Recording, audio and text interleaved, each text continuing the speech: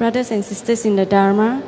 We are very happy to have Sayadaw Jotika here tonight to give us his teachings on the Mangala Sutta. And we'll start off with the puja, Namo Tassa, 3 refuge, and the 5 precepts. The talk will end at 9 p.m. sharp. All right? Thank you.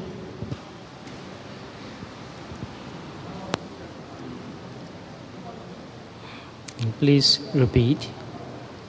Namo Tassa Bhagavato Arahato Samma Sambuddhassa. Namo Tassa Bhagavato Arahato Samma Sambuddhassa. Namo Tassa Bhagavato Arahato Samma Sambuddhassa. Now let's take the triple refuge. Please repeat. Buddham Saranam Gacchami. Dhammam Saranam Gacchami. Sangham Saranam Gacchami. Dutiyampi Buddham Saranam Gacchami.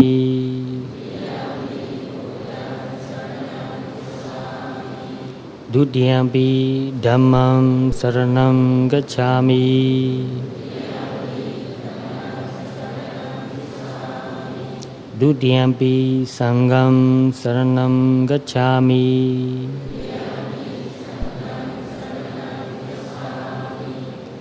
Tatiyampi Buddham Saranam Gacchami.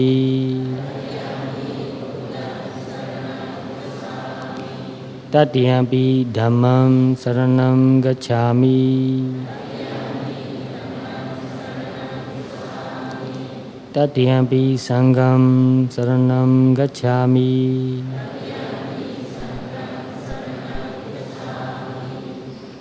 Titarana Gamanam Paripunam.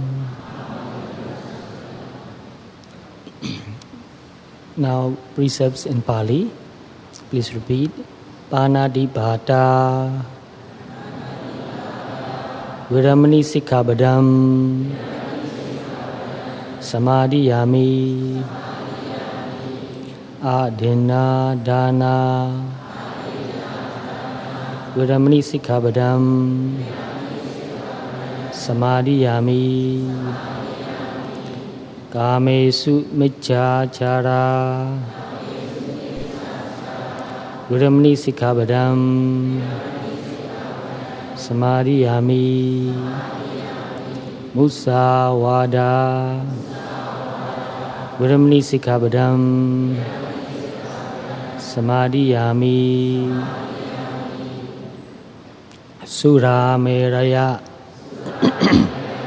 Majja Amadatthana Viramani Sikkhabadam Samadhiyami. Tisarane nasa pancha silam sadukam katwa apamadena sampadeta.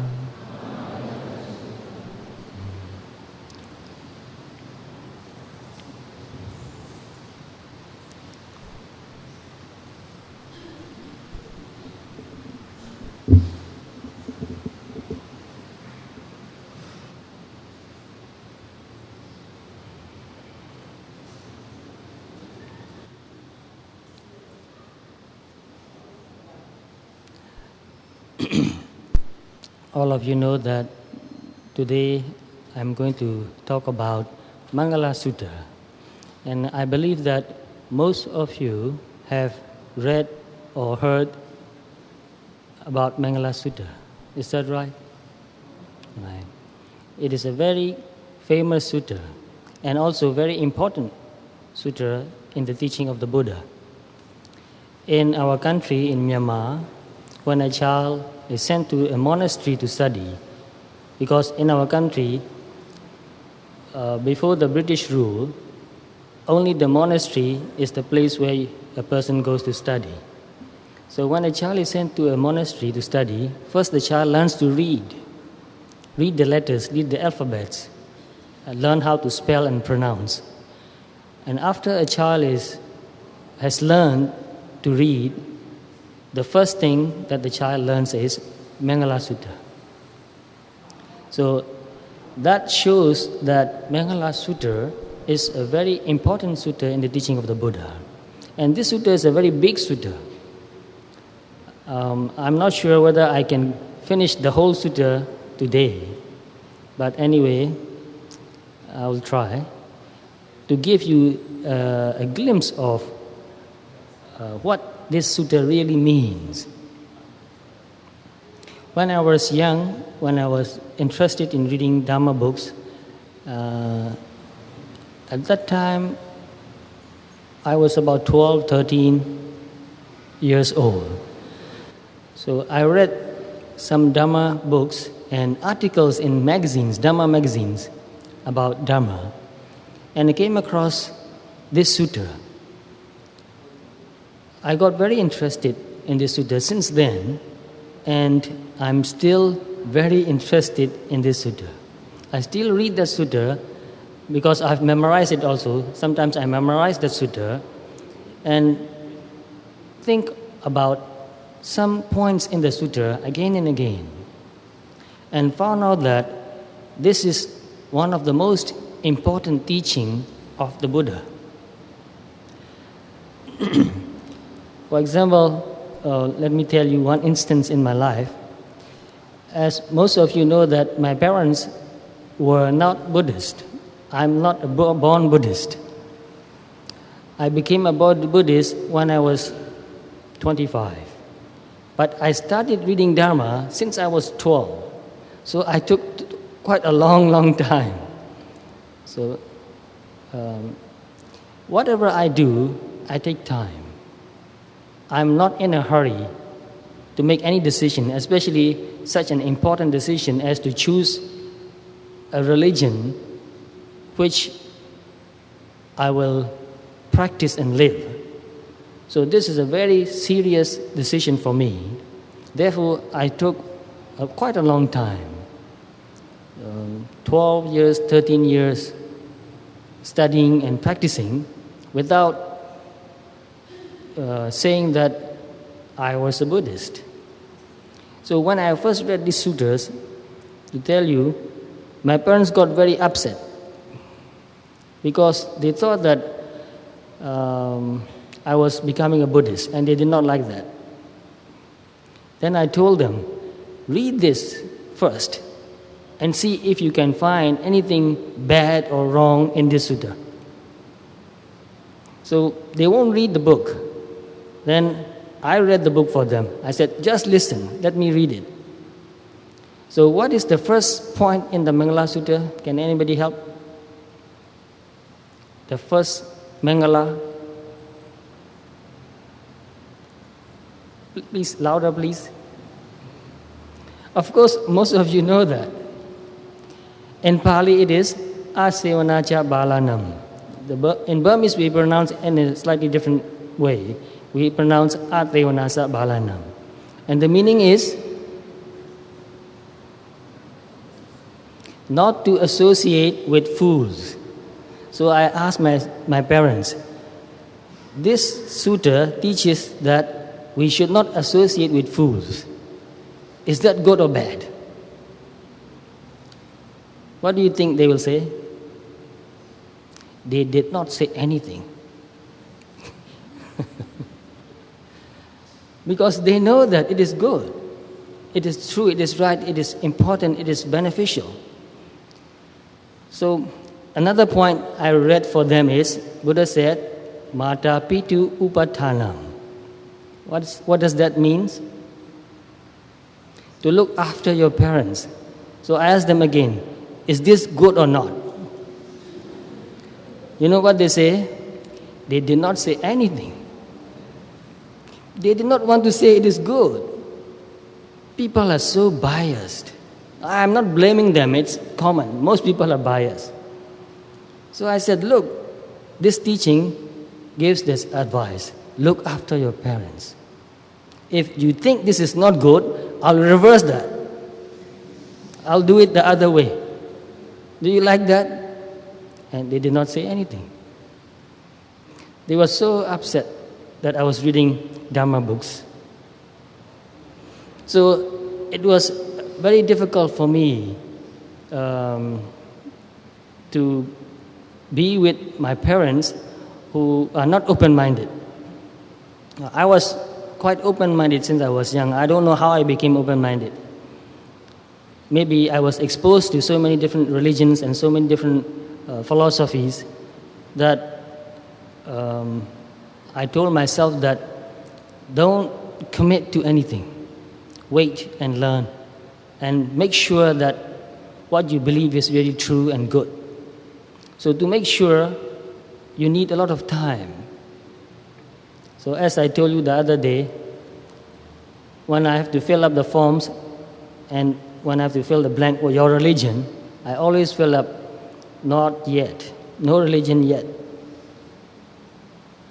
This is very important. You cannot inherit a religion.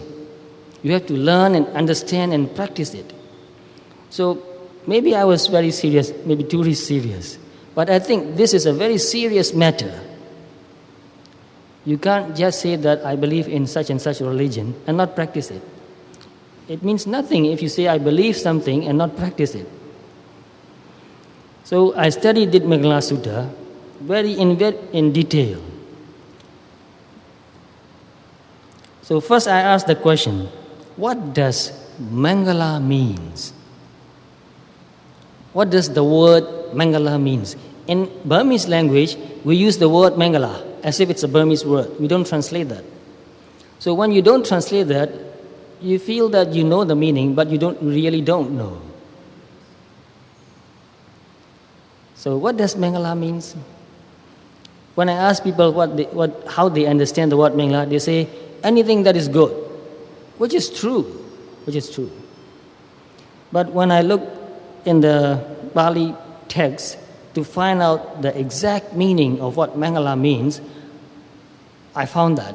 And when I found that meaning, it made me feel more seriously about this sutta. Because the meaning that I found in Pali language is Edi Karanam, Vodi Karanam, Sabba Sampati Karanam. So Edi, the Pali word Edi means to be successful.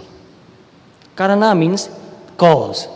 The cause is that leads to a successful life, to become a successful person.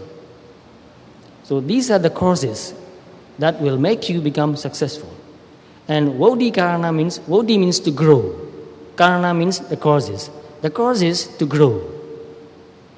The causes that can make a person grow.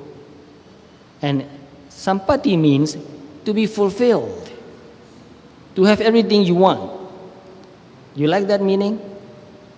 To have everything you want. So this Mangala Sutta gives you all the points, all the important causes that can make you feel fulfilled, that can make you feel that you have everything. So when I think about these points, that made me think more seriously and practice more seriously this sutta. So Buddha taught this sutta not to memorize, not just to memorize and not just to recite. Buddha taught this sutta to understand and to practice. So this is a very important point to remember, because most people memorize this sutta and maybe they also read the meanings, the translation of the sutta, but they don't give serious thought about it. They don't really seriously study this sutta. And also, most people memorize it and in their daily life, they don't remember that. They don't remember to put that into practice. So there are 38 factors or 38 points in this Mangala Sutta. And the first point is not to associate with fools.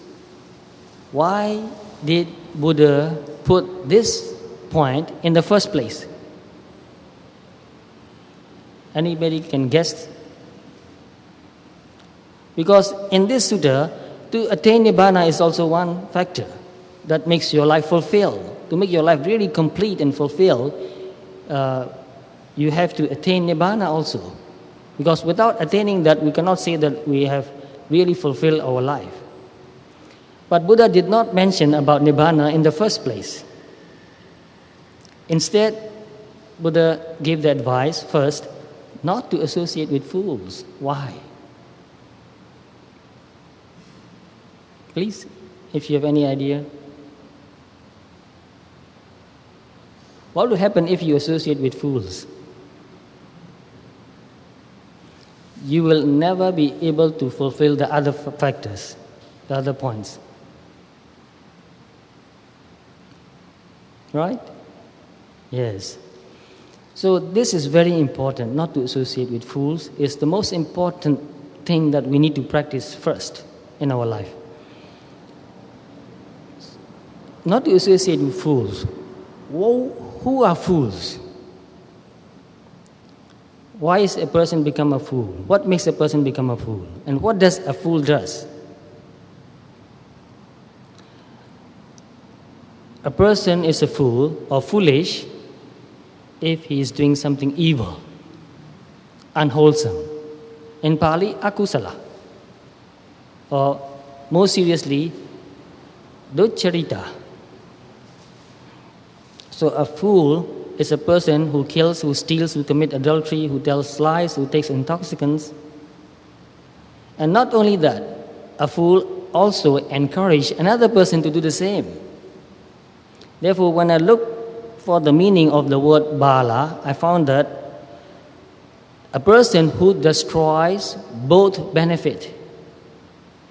So both benefit means his own benefit and the benefit of another person, his own well-being and also the well-being of another person. He destroys both parties because he does evil and he encourages others to do the same. And worse than that, if you associate with fools and when he tell you to do what he's doing, which is something evil, and if you refuse to do, what will happen? He will get angry. He will hate you. So it is very dangerous to associate with fools. And sometimes a fool pretends like he's a friend.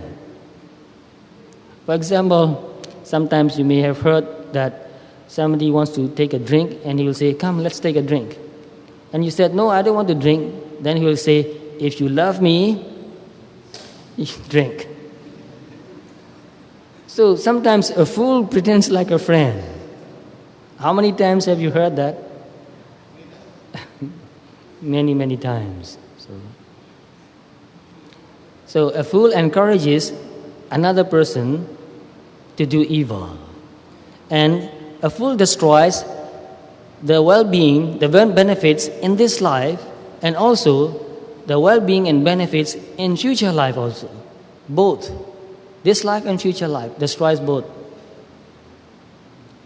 So therefore, it is very dangerous to associate with fools. And when I was discussing about this sutta in America, because I lived there a long time in a meditation center, and people spend months there. So we had a lot of time to discuss Dharma. So I was discussing this point with the people who live in the monastery, and I told them that it is very important not to associate with fools. Because if you do that, you will never be able to fulfill the rest of the Mangalas. And many people in the discussion group laughed. So I said, "Why are you laughing? I'm talking about something very serious. I'm not talking jokes. So why are you laughing?" And some people in the group say, "We are laughing because if we don't have to associate with fools, then we don't have anybody to associate with." Is that true or not? I said, yes, you are right. You are very courageous and honest to admit that. All of us are more or less fools. That's right. Thank you very much. So this is very important. First, to admit, I myself sometimes do something very foolish. And later I feel ashamed and I feel guilty and I regret that. Many, many times in my life, I've did many things so foolish. And later I thought, how could I have done that? I shouldn't do that. And I feel very much ashamed. So all of us are more or less fools. This is true. What makes us foolish?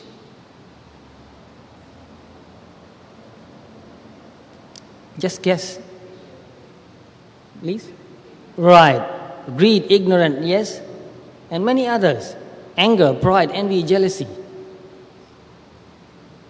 So when a person becomes too greedy, too lustful, he loses his mind. He cannot think whether what he's going to do is proper or improper. He doesn't care. Because greed has overwhelmed his mind and he's like possessed.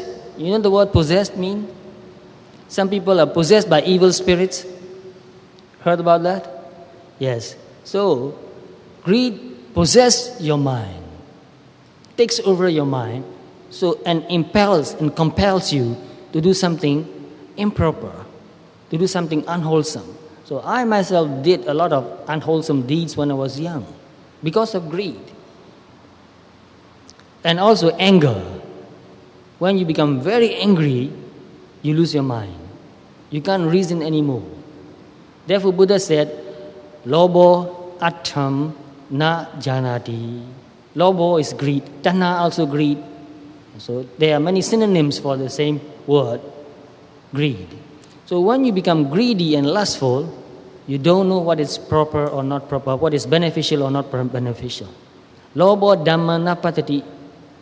When this loba, greed, does not know whether something is proper or not proper. And the same, Buddha said, doso attham na janati. Anger does not know whether something is beneficial or not. Doso dhammam napasati. Anger does not see whether something is proper or not. So when we are possessed by greed or anger or anything like pride, envy, jealousy, we become blind. We don't see anymore. We lose our reasoning. We lose our sense of propriety. So therefore, in reality, it's greed or anger or pride or envy or jealousy and the whole company makes us foolish. So Buddha said, don't associate with fools. Since I learned that, I tried my best to dissociate with fools, but it is not so easy. Like some of my friends said, if we don't have to associate with fools, we won't have anybody to associate with. So what do you do when you come across with, when you see a person, when you relate to a person who is foolish? What do you do? So some of the elders, some of the people advise us that when you cannot avoid fools, don't take his advice. In Burmese, we have a very, very beautiful saying, Ko Pao Se Ko. You are physically associated with fools, but mentally you don't associate with fools. So this is also very important to remember. We meet with many people every day. Not everybody is wise. We are not also always wise. Sometimes we are wise, sometimes we are foolish. So when we associate with fool, if we are also foolish, we will do whatever that other person tells us to do. But if we are mindful, if we are careful, if a fool encourages us or forces us to do something evil, with our mindfulness, with our wisdom, we can refuse to do that. So it is more important for us to be responsible for ourselves. Even though we associate with some people who are foolish, if we are strong in mind, we can resist that foolish person's encouragement or advice or force to do evil. And it is more important to see that in our mind, when there is greed arising in our mind, we should see that greed with awareness and notice that this is greed, this is greed. If we don't notice greed as greed, we will think that I want. In fact, it's not I who wants that. It's greed wanting something. Greedy mind wanting mind. So, in some ways, we have a fool inside. So, if we say that I don't want to associate with fools outside, but we associate fools with the fools inside, what we said will not make sense anymore. So, it is more important to be more careful of the foolish mental state arising in our mind. More important. If we are overwhelmed by greed or anger or pride or any other negative mental states, we will not be able to resist another person's foolish advice. Therefore, it is more important not to associate with the foolish mental state. And in Satipatthana Sutta, which most of you are familiar, Buddha said, Sa ragam wa chittam, sa ragam chittanti pajanati. Raga, the same. Raga means also desire, greed, lust. So when there's lust arising with mind, one knows that one means a person who is meditating. So a person who is meditating, a person who practices Satipatthana knows that there is greed arising in the mind. So there is greed arising, not me or mine. Greed is not I. Greed is not me. Greed is greed. So when we can see that greed is greed, not I, not mine, it is easier for us to be dissociated. Because when you think or when you feel that I want, I and wanting becomes together, one. So when you put the two together, you associate the two. I and greed are together and one. So it is more difficult to control or even to overcome, harder to overcome any kind of desire when you think that it is you who want something. But when you can dissociate or step back and watch this greedy mental state and see that very clearly there is greed, this is greed. Greed is arising, then you have already dissociated yourself. Because you are watching greed. Watching means greed becomes the object of your mind. So you become more objective. So when you are objective, you have already dissociated with that mental state. So that's what we should learn to practice and do in our daily life. Because when we are greedy, we will make a very wrong decision. And many times, still today, I make wrong decisions sometimes, and I regret it for my mistake and look at my own mental state or my attitude very carefully. And many times I find out that when I'm greedy, I make the wrong decision. So, whenever greed arises in the mind, we must be very careful to watch that greed. We may not be able to overcome greed totally, but when we are aware of that, we don't let greed run our life. So don't ever let greed run your life. When you have any kind of desire, you can watch the desire. Desires are many things. You desire for many things. So when something that you want is not evil, you can do what you can to get what you want in proper way. So, for example, when you want money, you don't go and steal or rob. What do? You work for it. It's still desire. It's still greed. We want money. We want a lot of money. How much money do you want? You laugh, so I know. Limitless.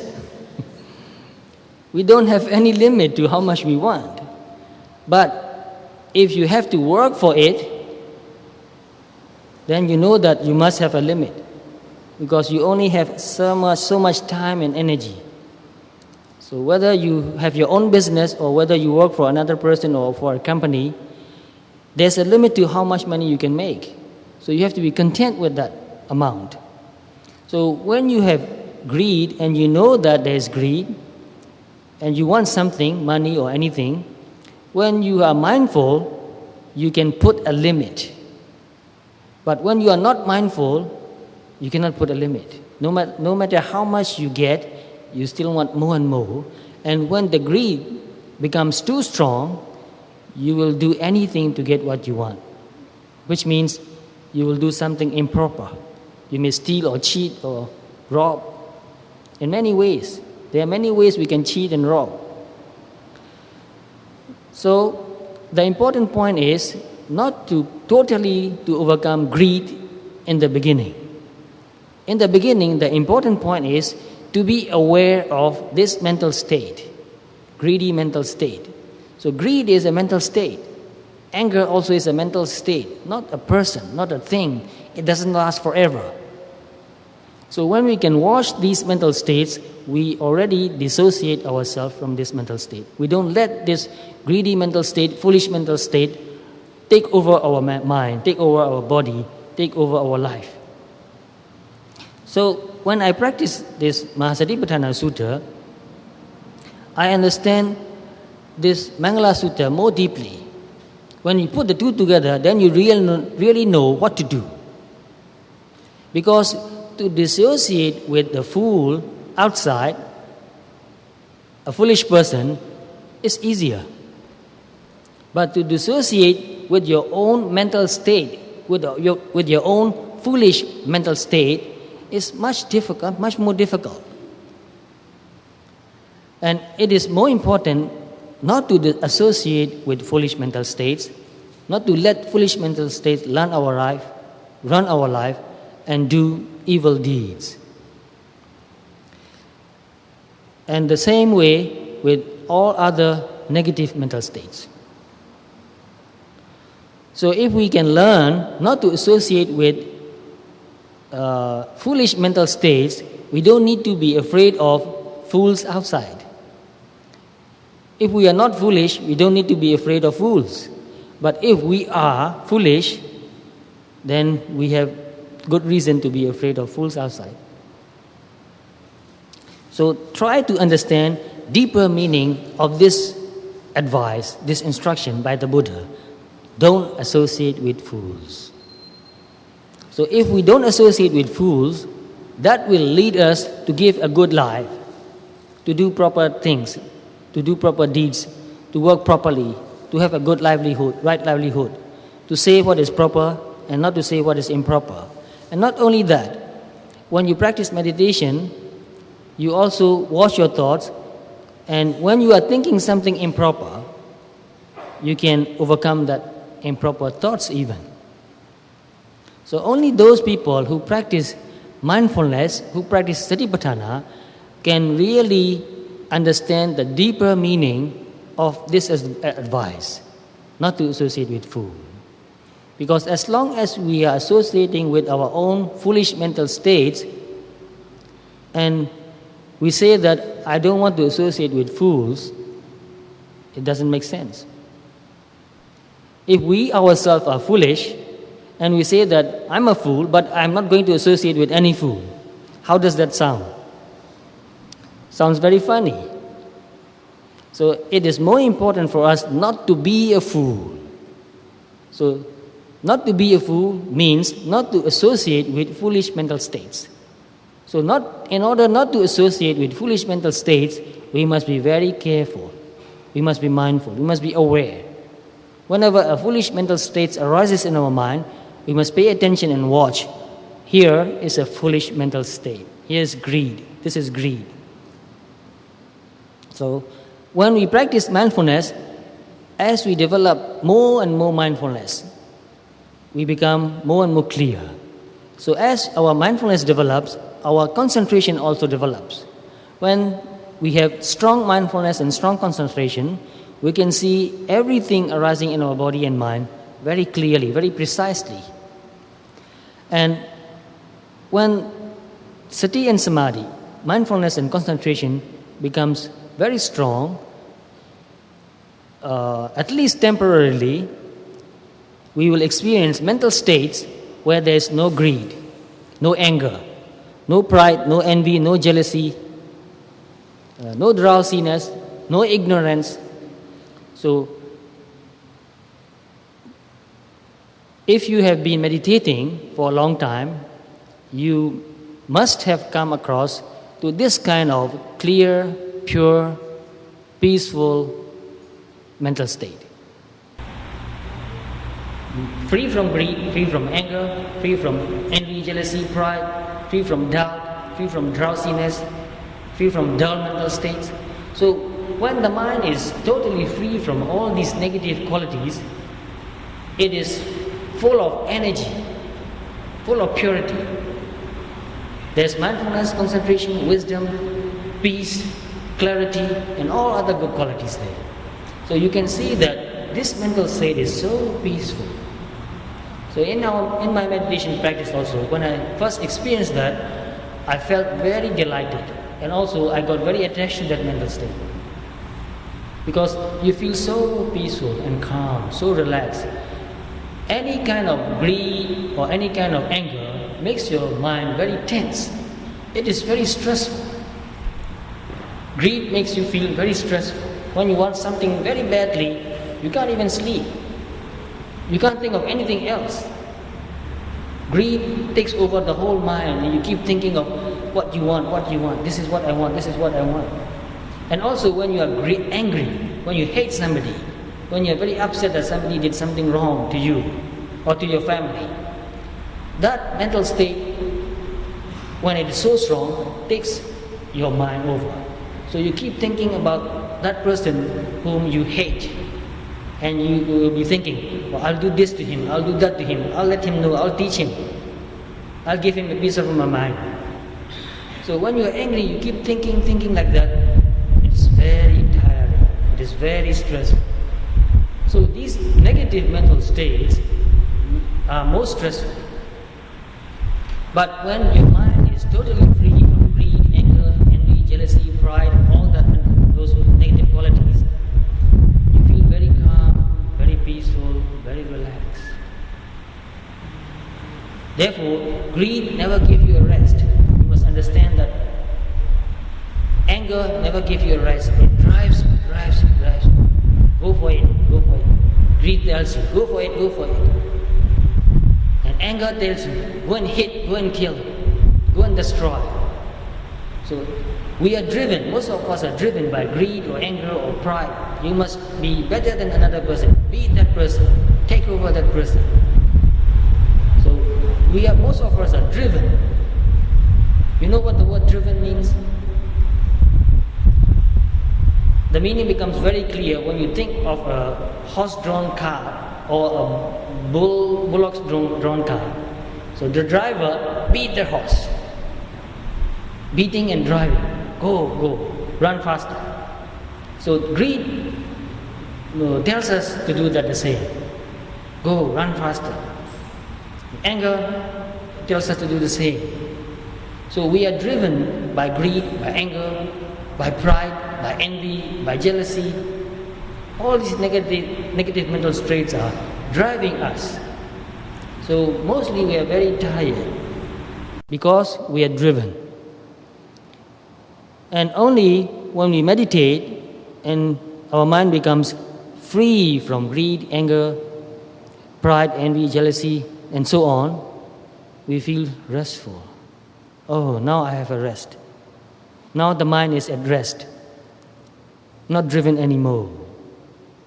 So in that mental state, the mind becomes so clear that it can see things very clearly. Very wise also.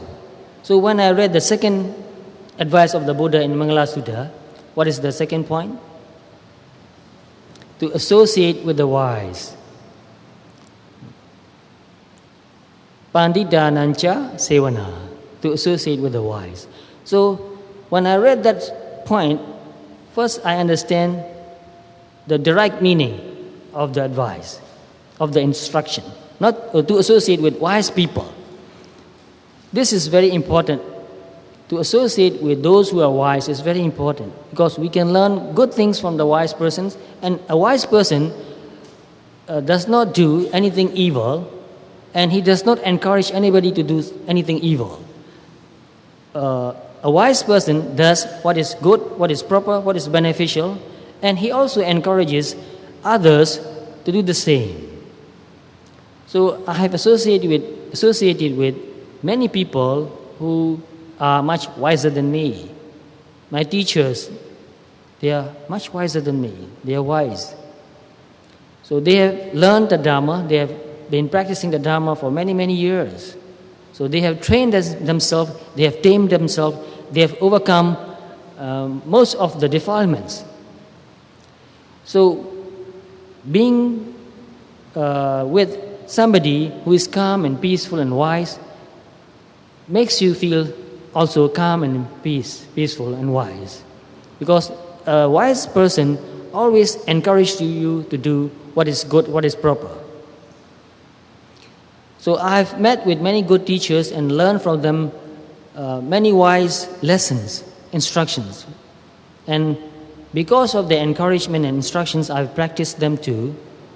But it is not always easy to associate with a wise person. Most of my teachers have passed away. They have lived quite long life. My preceptor lived for 90 years, and I hope to live as long. If possible, more than that. And I have other teachers still living, and most of them are in their late 80s. Very calm, very peaceful, very wise. So even this evening, I was talking about my teacher with another monk. Very calm person, my teacher. Very peaceful, very wise, very innocent, no pride. But I cannot be with my teacher all the time. Mostly, I'm on my own, I'm living alone. But to have associated with wise teachers benefited me quite a lot because I've learned from them. But when I practice meditation and when my mental state becomes totally free from greed or envy or jealousy or pride or any other negative qualities, negative mental factors, I see that this pure, calm, peaceful mental state is a wise mental state. And that encourages me to develop this wise mental state and to maintain this wise mental state as much as possible, as long as possible. Therefore, I understand the meaning of the second advice of the Buddha to associate with the wise in a different way, to cultivate wise mental state and to associate with that mental state. I noticed that when my mind is totally free from greed or envy or jealousy or any other negative mental qualities, I do not make a wrong decision. So even now, whenever I want to make an important decision, I'll try my best to calm down my mind, to meditate, to be mindful. So when the mind becomes very calm and peaceful and free from greed, envy, jealousy, pride, and all that negative qualities, then I ask myself, what should I do? And with that mental state, I get the right answer. Therefore, it is very important to cultivate wise mental states. We can do that. All of us has that quality, that potential. We are born with mindfulness. This quality which we call mindfulness, we are born with it. And when we cultivate this mindfulness to a very high degree, we also develop strong concentration. And with that mindfulness and concentration, we look at anything, we see very clearly. So seeing clearly is wisdom. Seeing what is really there is wisdom. And with that wise mental state, if we want to make a decision, we will make the right decision. And we will never regret having made a right decision.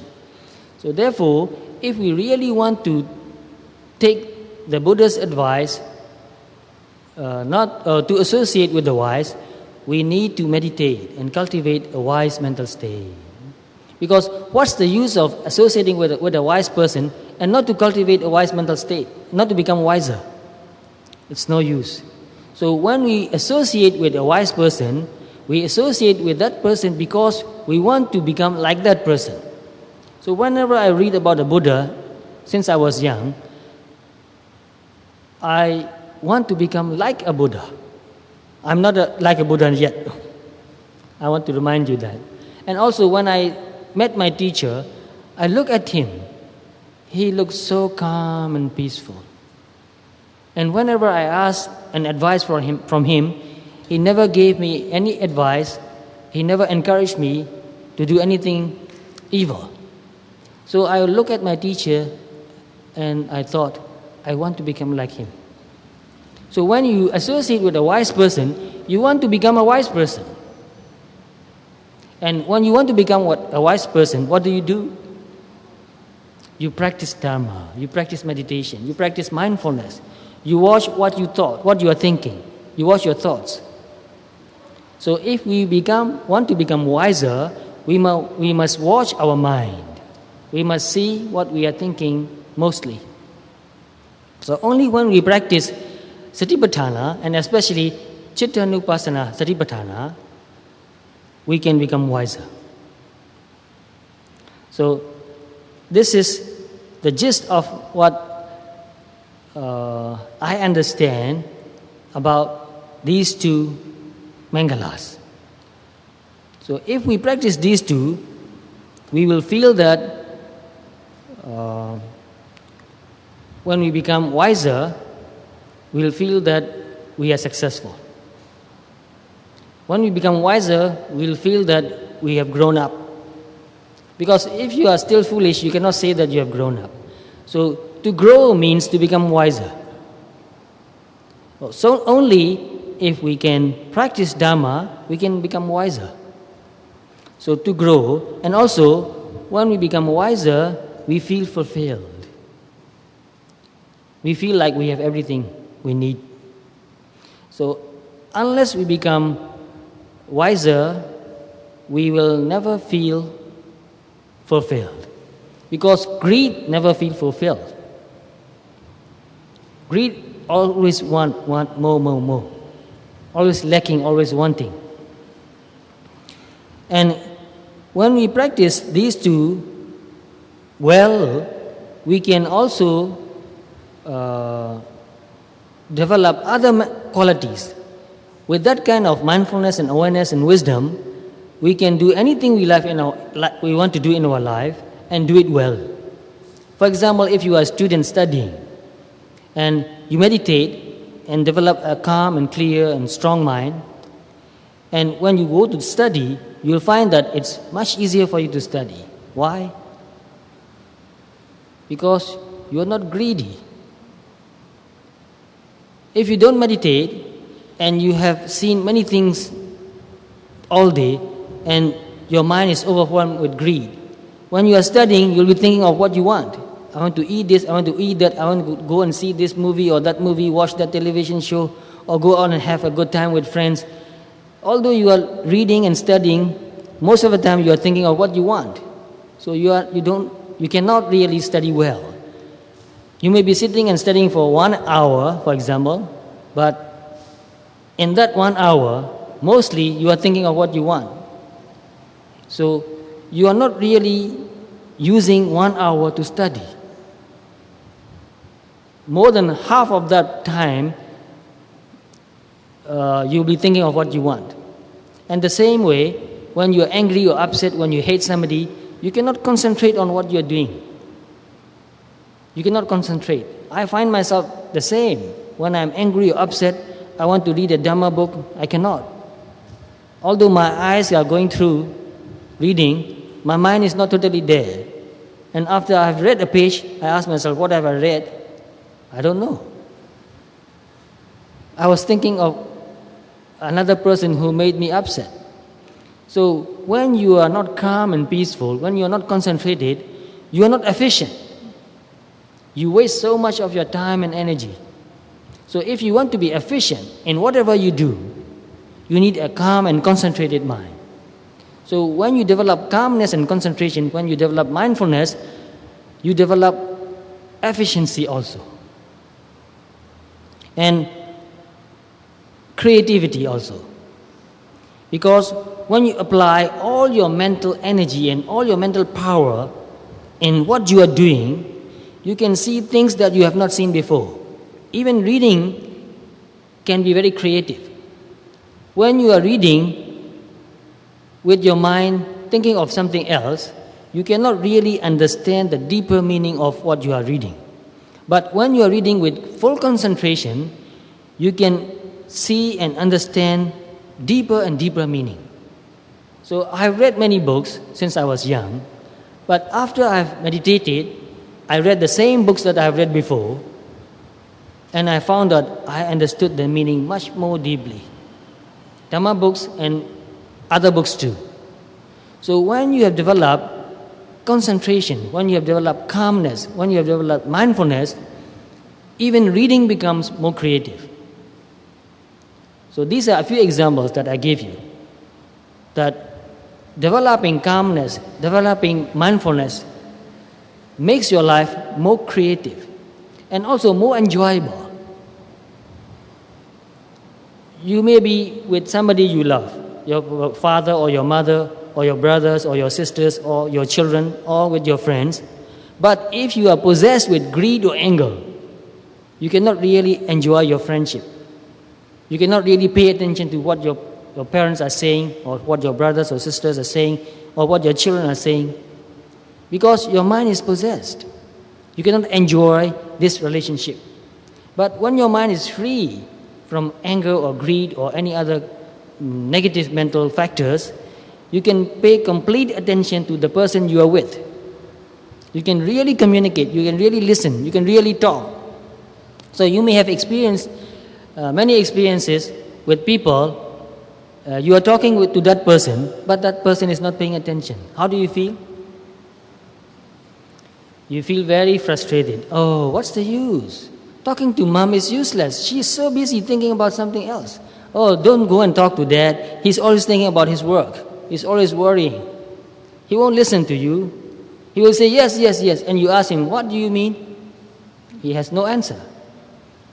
So to talk with a person who is absent-minded is really not satisfying. So even talking with another person and enjoy that conversation, you need to have a strong concentration. So reading a book or talking with another person or even eating your food needs concentration if you really want to enjoy. So you have experience, and I do have experiences too. I was so involved or worried about something, and it's time for me to eat. I sat down and put food in my mouth, chew and swallow, chewing and swallowing, not knowing, not paying attention. And I finished eating, I filled my stomach, and I thought, what did I eat? I don't know.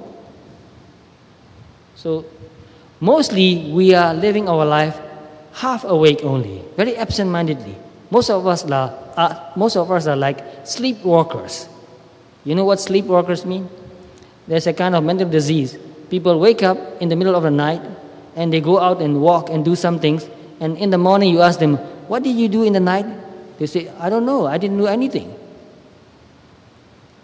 And also, some people use the word automatic pilot mode. You know what automatic pilot mode means? In flying the planes these days, they have computer controls, automatic. You set the numbers, height and speed and direction, and just let the plane fly. You don't need to control anything. Most of us are living our life in automatic pilot mode. We are not really in control. We are doing things, sometimes we don't make much mistakes, but we are not really aware. We eat automatically. We walk automatically. Not really there. So, if you are not really there, are you still living? Are you really living?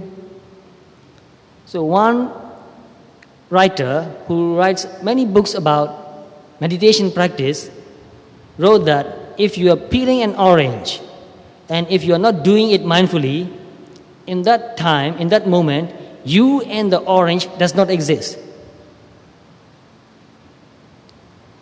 See what that means? If you are doing something unmindfully, if you're not paying attention, you are peeling an orange and you are thinking of something else, not aware, not mindful, in that moment, you and the orange does not exist. So, when we are mindful, that's the time we are really living. When we are not mindful, we are not really living. So if you want to feel alive, if you really want to feel alive, you need to be mindful. So when you are mindful, that's the time you've got to live. When you're not mindful, you lost that. So we want to live a long life. How long do you want to live? Yes, some people say that they want to live 100 years. I do want to live for 100 years too.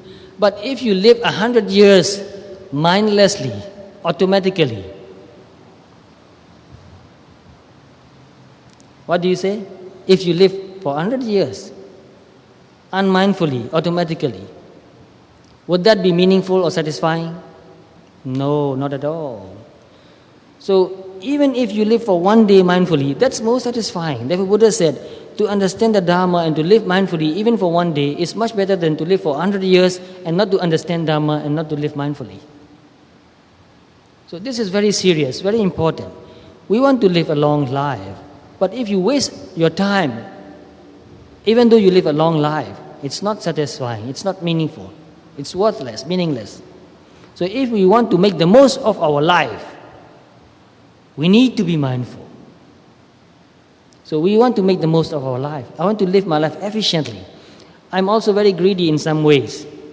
I have a plan to make one life as if I've lived two lives.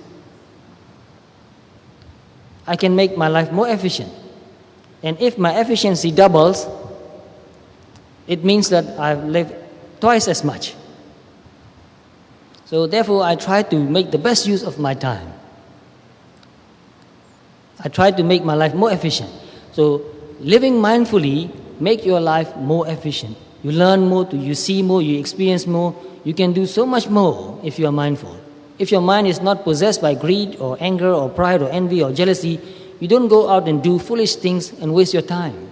You do what is really important, what is necessary, and feel very happy and satisfied that you have done something very useful. So most of us spend so much time doing things which are not so useful. So we must be very careful about that. If we are really serious about making the most out of our life, we must learn to be mindful. And that's what the Buddha advised us every day in his life. He said, be mindful, be mindful. And this is the last advice he gave just before he passed into Nibbana. Be mindful. And the third, Mangala, what is that? Pujacha Pujanayanam. We Burmese pronounce that as Pujasa Pujanayanam. And the meaning is to honor those worthy of honor. Why is it so important to honor those who are worthy of honor? Why is it so important for our success, for our growth, and for our fulfillment? So remember, Mangala means that which helps a person to grow, to succeed, to be fulfilled. So why is it so important to honor those who are worthy of honor? And who are those who are worthy of honor? Well, most of you know that Buddha, Dharma, Sangha, worthy of honor. But also our teachers, our parents, they are also worthy of honor. So why is it so important? What do we mean by honor? And there are many ways to honor a person. When we pay respect to a person, when we pay respect to the Buddha, we are honoring the Buddha. Right? Why do we honor the Buddha? Not because we want something from the Buddha. When we pay respect to the Buddha, it's not because we want something from the Buddha. When we pay respect to the Buddha, we do that because we understand and appreciate the qualities of the Buddha. It's the qualities of the Buddha which we are honoring, which we are bowing down to. So why do we honor the qualities of the Buddha? Because the qualities of the Buddha are the highest that a human being can attain, the best that a human being can attain. So when we understand that Buddha has attained the highest that anybody can attain, we are appreciating those high qualities. So to honor also means to appreciate. Only when we can understand the high quality of the Buddha and appreciate those qualities, then we can honor. And just to be able to appreciate the qualities of the Buddha needs a lot of wisdom. Because if we are not really wise, if we don't have wisdom, we will not be able to understand or appreciate the qualities of the Buddha. So just to be able to understand and appreciate something, anything which is good, needs wisdom.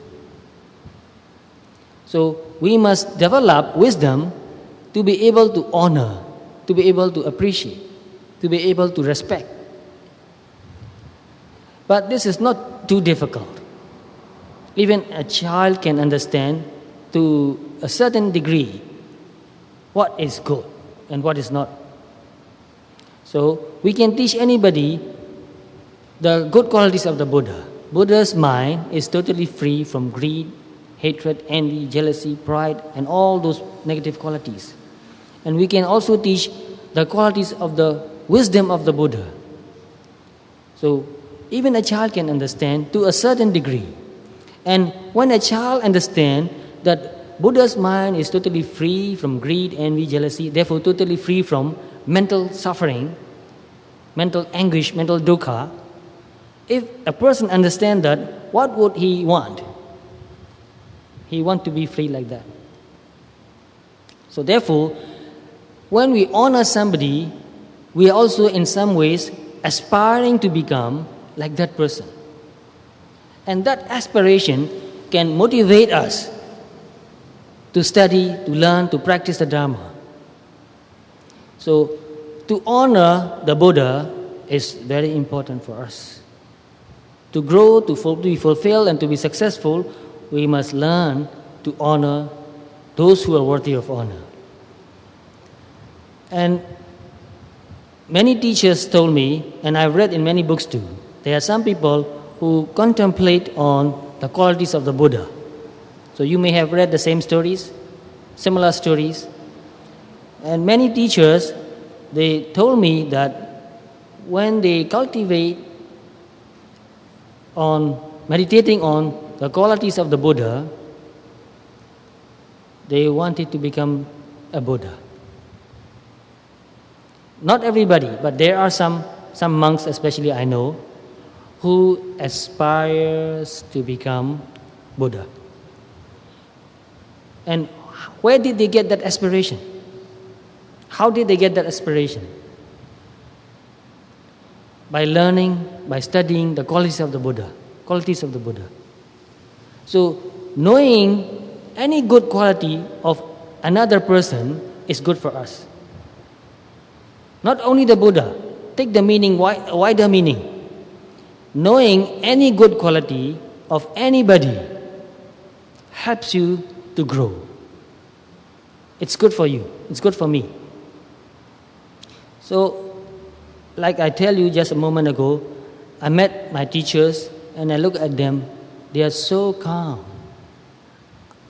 And one of my teachers, I never saw him upset. He was always calm. And I never saw him greedy. I never saw him saying, I have to have that, I want that, very badly. Never said that. He was very content, very loving, kind, forgiving, very compassionate. So when I see a person like that, I thought, I said to myself, I want to become like him. That's very good for me. To see a person like that is good for me because I appreciate those qualities. I honor him for his good qualities. So I pay respect to him. And honoring has many other meanings too. When he gave me advice, instructions, when he taught me, I received that instructions with gratitude, with respect. And I tried my best to practice that. So when we practice what the Buddha taught, we are honoring the Buddha. So honoring by paying respect, honoring by offering something, and honoring by following the advice, following the instruction. Which is the best way of honoring?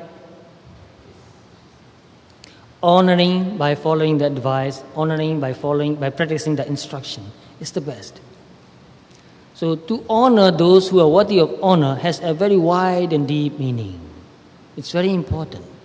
If we want to be successful in our life, if we want to grow, if we want to be fulfilled, we must learn to honor those who are worthy of honor.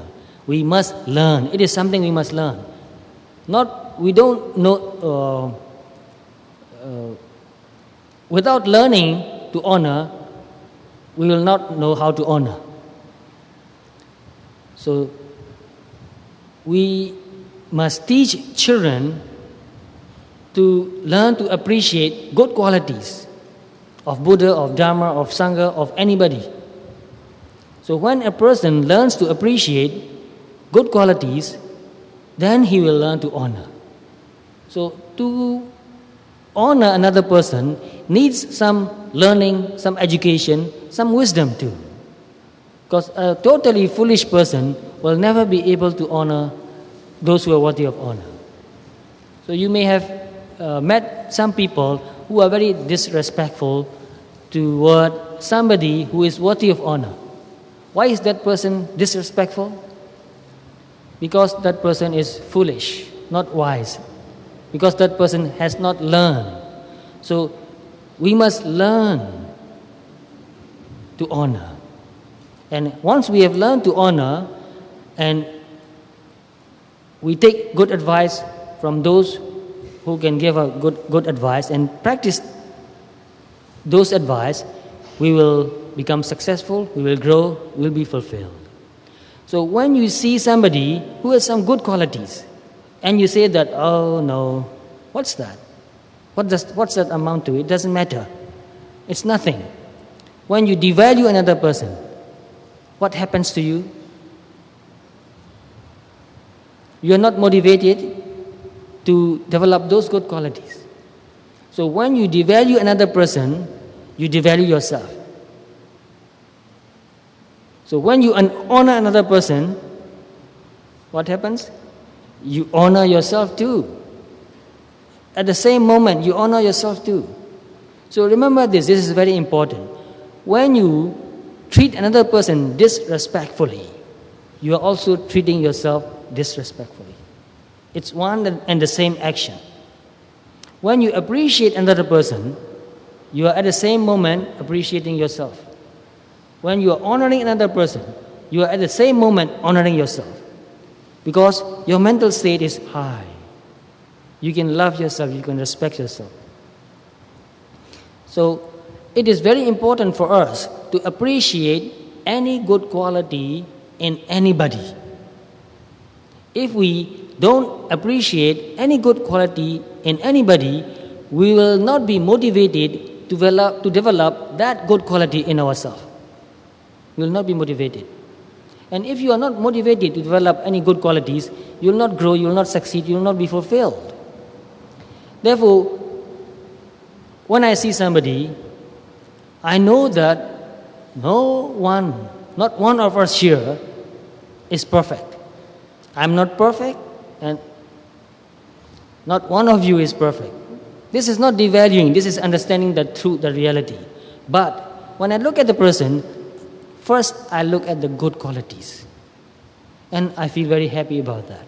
Oh, this person has done something so nice, so good. This person is so generous, so kind. So look at the good qualities in everybody you meet. That will help you to grow, to prosper, to be fulfilled. That will make your relationship better. If you go and look for all the mistakes and defects in people and say that, oh, I hate that person, what will happen to you? You are developing hatred in yourself already. And will that help you to grow up, to feel happy, to succeed? No. So you watch people. There are some people who are doing very well in their life. They are happy, they are healthy, they have enough money. They may not be millionaires or billionaires, but they have enough money. They have good friends. And watch what helps them to become like that. You'll find that these people appreciate good qualities in their associates, in their friends. They see good qualities in people. So to become successful, to grow up, to feel fulfilled, we must learn to see good qualities in everybody. So there are many people I met, and one great monk, a very successful teacher, he established a very big monastery in Burma. And whenever he meet a person, he always prays something about that person, says something good about that person. So one of his friends, who was just a few years younger than him, therefore they can talk openly, asked this teacher, Sayadaw, you always say something nice about people. And he said, there was a monk who was totally crazy in that monastery. Even a monk can go crazy, you know. So there was a monk who was totally absent-minded and totally crazy. And he said, what can you say something good about that crazy monk? You know what that great teacher said? When he walks, he walks like a cat. He does not make any noise. This is true. That crazy monk, when he walks very mindfully. He did not make any noise. He said, oh, he's great. Although he's crazy, he walks mindfully and never makes a noise.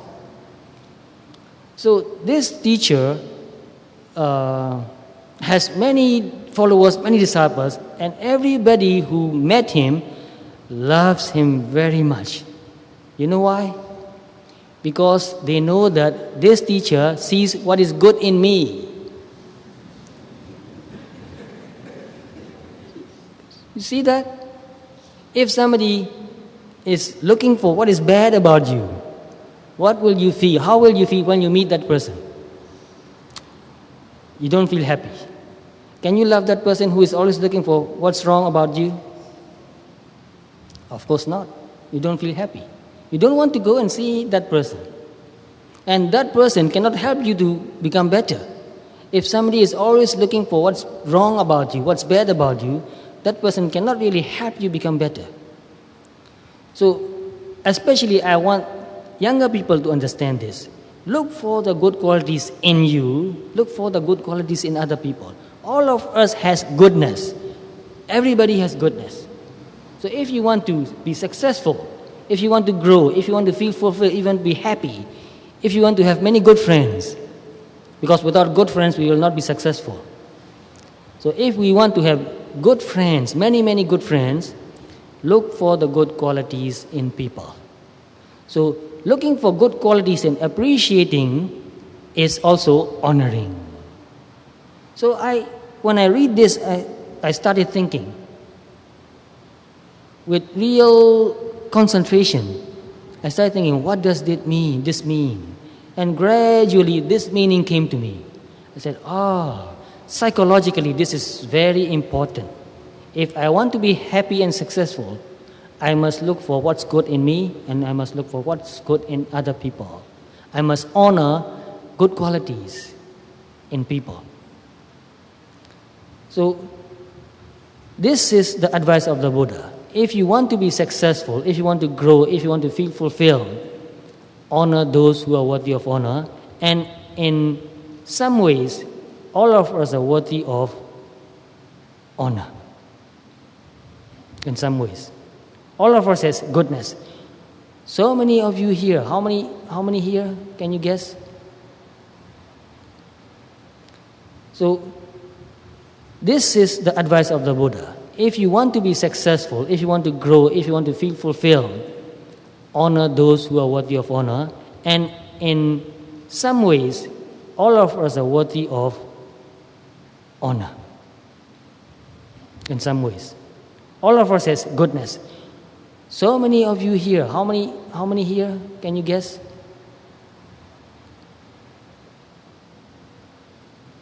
How many hundreds? Just a guess, 500s? Well, why are you here?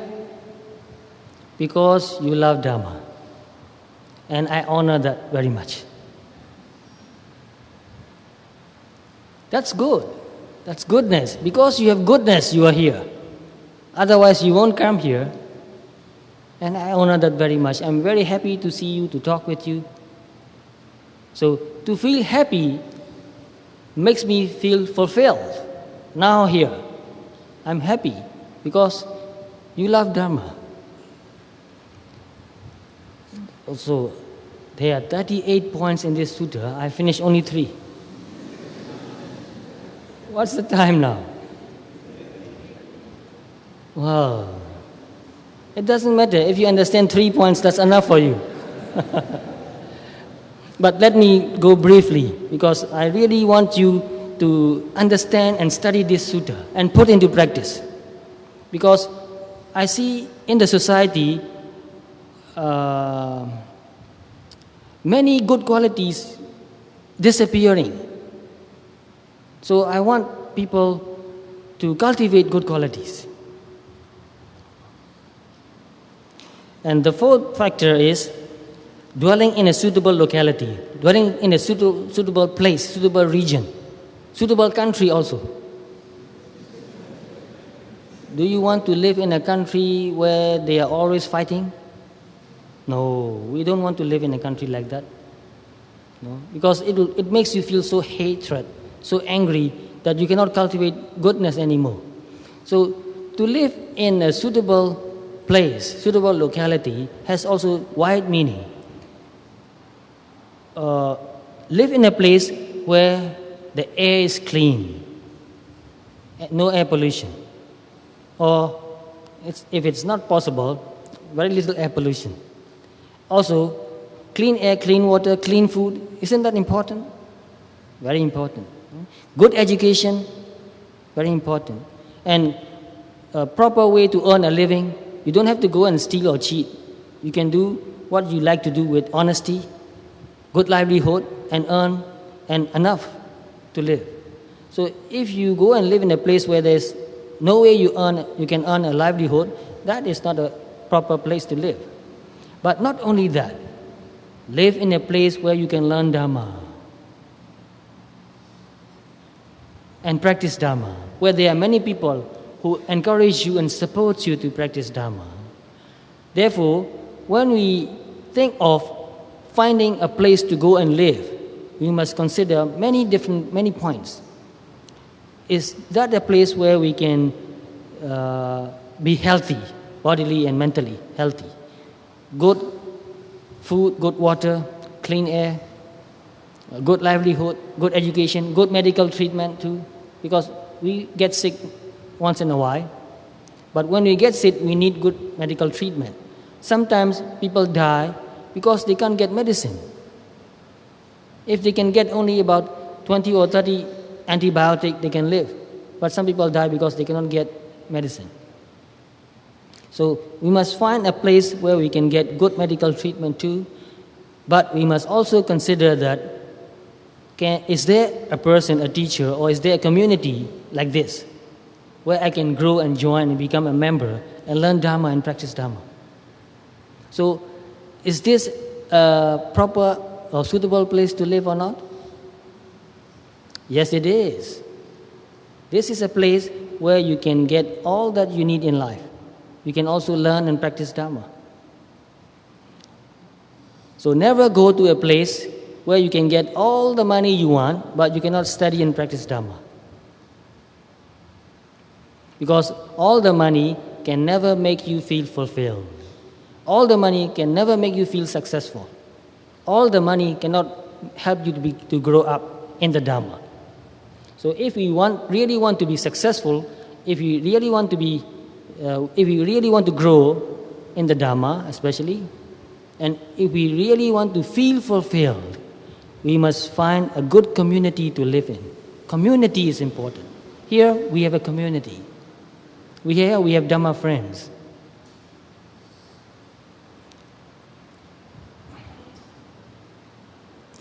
And another point is, and good deeds done in the past. When you have done something good and you remember that, how do you feel? You feel happy. You feel peaceful. Oh, I've done such and such good deeds. How happy I am. And very recently, I've met a man in a meditation retreat. He came to the retreat and he did not ask many questions. He did not say much. But after a few days, he came to me and we discussed about his meditation practice. And he asked me a question. Can I attain any insight? Can I attain enlightenment? I said, of course you can. Why do you ask that question? He said, I have done something terrible. To be exact, he said, I have done something terrible before I got married. So he said only just that. I did not want to ask him anymore. I don't know what he did. So I just guessed what he did. So a guess is only a guess. I'm not sure. But he said that he did something terrible. And he said, because of that, whenever I go and sit and meditate, I remember that and I can't meditate anymore. I feel very unhappy and sad. So I said, you regretted what you did? He said, oh yes, I regretted what I did. Do you want to do the same thing again? He said, oh no. I don't want to do the same thing again. I'm so unhappy that I did that. So you are not going to repeat the same mistake again. So you have learned from the mistake, right? He said, yes, I have learned from my mistake. And you are not trying to be a good person. You are a good person. So I said, you are a good person now. And that's what matters most. Every one of us has done something terrible in the past. If not in this life, maybe, not only maybe, surely we have done something terrible in our past life. Even the Bodhisattva did terrible things. So we can be sure that we have done something terrible in the past. But we have learned from our mistake. Now we are studying Dharma, we are practicing Dharma. So I told him, you are a good person now, and that's the most important thing. And when I said that, he cried so much. He really wanted to be a good person. But he felt guilty all the time. Whenever he tried to do something good, he remembered what he did in the past, something terrible.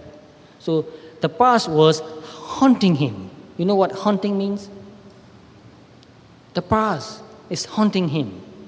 The terrible deed that he did in the past, haunting him. So doing something, having done something bad, something evil, is really does not help you to grow up. So learn from the past mistake, but don't go on thinking about the past mistake. It doesn't help.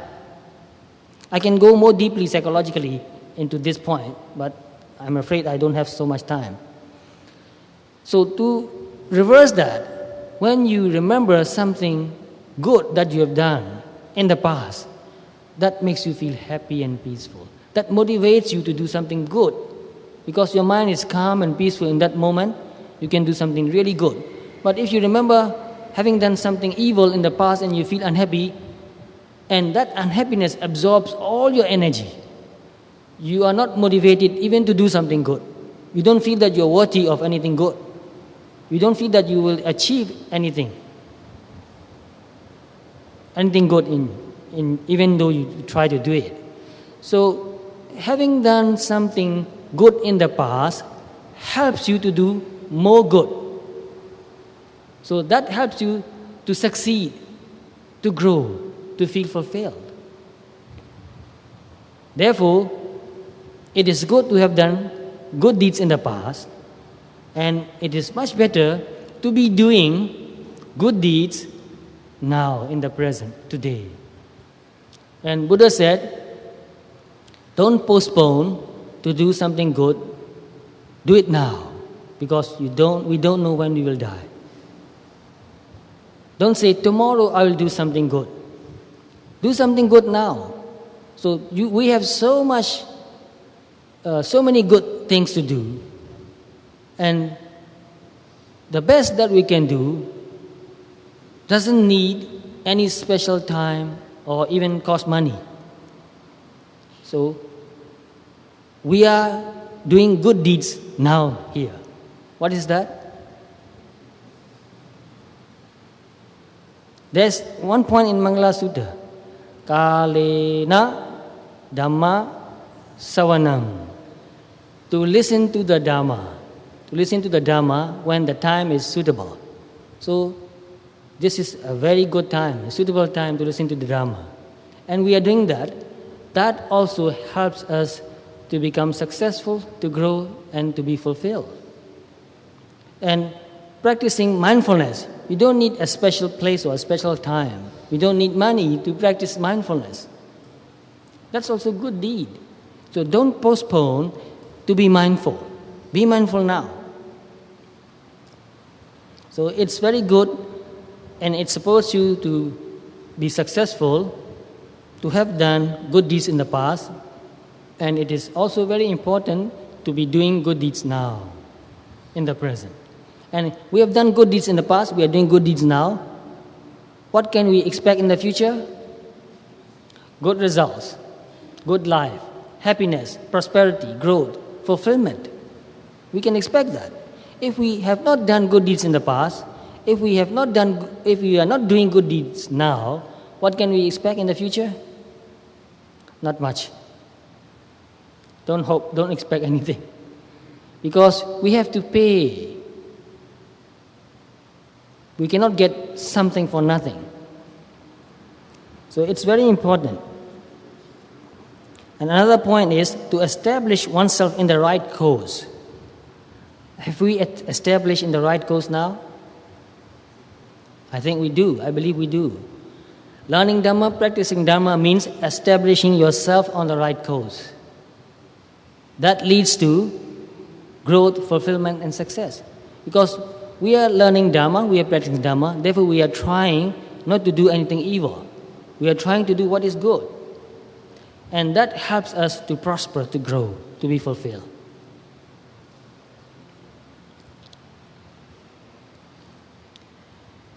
Another point is great learning and skill in work. So this sutra has so many points that it covers everything in our life. So to be successful in every way, not in only one way, not only in practicing Dhamma, but to be successful in every way, we must learn. Therefore we need good education. Therefore we need to learn some skill. So some of you are here, engineers, some of you are doctors, some of you are teachers, some of you are, many things, doing many things. So try your best to do what you are doing. Try to do the best that you can do. That will help you to grow, to prosper. And you know that there are people who made a soft drink, very famous. Soft drink, Coca-Cola. You can become millionaire or billionaire even if you can make something good like that. And there are some people who made hamburger, and they become very rich and successful, materially, money-wise. So it means that if you want to be successful, you need to learn. You need good education. Good education doesn't mean a piece of paper where they say that you have passed certain examinations. Really knowing how to do something well. You don't need a piece of paper. So if you want to prosper, you need to learn. Without education, we cannot be prosperous. So let me go to another point. A highly trained discipline.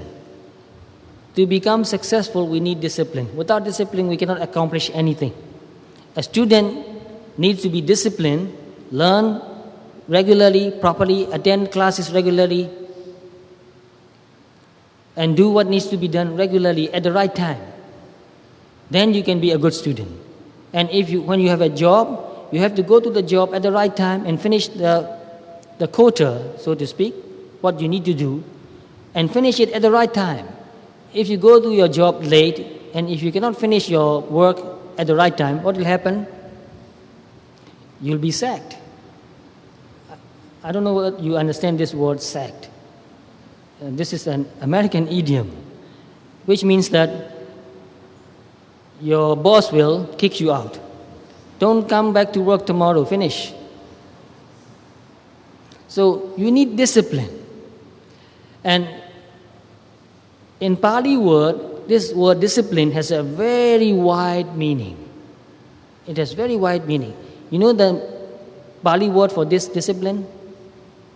Vinaya su sekito. Vinaya means discipline. For monks, we have Vinaya. We have discipline, how to live. Even how to dress, how to wear our robes is a discipline. How to walk even. Buddha even taught us how to walk. How to take steps. Don't take small steps. It doesn't look good. It doesn't look respectful. Don't take very wide steps. It doesn't look good. You lose your balance. So take steps which are not too wide or not too small. And don't walk with your tip of your toes. How do you say that? Walking with your toes. Don't do that. Don't walk with your heels only. Will that look good if somebody walks on the heels only? Looks very clumsy.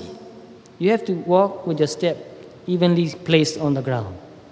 So in the Pali books, there's a description of how the Buddha walked. So we learn that and try to understand what it means and try to walk like that too. So when you walk, don't look here and there. If we have to look, we can look. But look in front and walk. Don't keep your head high like this. Don't keep your head down like this. Look straight. So that looks very dignified. Walk with dignity. So Buddha was teaching the monks how to walk with dignity, how to dress with dignity. Cover yourself well when you go out. When you are in your own place, it's okay. But when you go out, you have to cover yourself properly. Doesn't need to be fashionable. So we are not fashionable. We are very old-fashioned. But we cover ourselves well when we go out. This is discipline. When we eat, Buddha said, don't make noise when you eat. Put the food properly in your mouth. Don't let the food come out from your mouth and fall on your plate again. It doesn't look dignified. Eat with dignity. This is discipline. When you drink soup, don't make noise like, don't do that. Put your spoon in your mouth and take the soup in your mouth without making noise. So Buddha made so many hundreds of rules for monks. It's good for us. We need discipline. We need to set good examples. Teachers need to set good examples. Parents need to set good examples. So to set good examples is good for us and it's good for the community too. So if we want our children to be well-disciplined, what should we do? We must be well-disciplined. So only a well-disciplined society can prosper. If all people are not disciplined, all people will do whatever they like to do, what will happen to the society? The society will break down. the society cannot accomplish anything at all. So there are some societies like that, with no discipline. So to succeed, to grow, to be fulfilled, we need discipline. Discipline is good for us. So that's what Buddha advised us to do. If we want to be successful, if we want to grow, if we want to feel fulfilled, we must learn discipline, we must practice discipline. And another point, well-spoken speech. Very important. Personal relationships are very important. Things cannot happen if personal relationships are not good. We cannot do anything good if we cannot relate to each other well. If we want to relate to each other well, we must be very careful what we say. Say the truth, say what is useful. Don't say what is not true, don't say what is not useful. So I can go more deeply into this. I have even written a book on that. The title of the book is in Burmese, but the translation is Speak Mindfully. So speaking is not so easy. It's the most difficult thing. And one of the qualities of the Buddha is Sugato. Sugato means one who spoke well. Why is this a good quality of the Buddha? Only a person who can speak really well can become a Buddha, not otherwise. So speaking is one of the most difficult skill in life. So we must learn to speak well. This is a skill we must learn and cultivate all through our life. So when we say something, we must consider, is this useful? Is this true?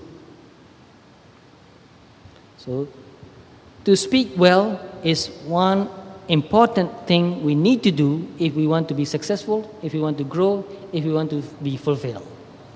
So I want to go more deeply into every point because I see so much in this small instruction, in this short instruction of the Buddha. There's so much we can dig out. But because of time pressure, I cannot go so much in detail. But I hope you can find out for yourself. Learn this. Think about it more deeply. Learn to speak well. You will be successful.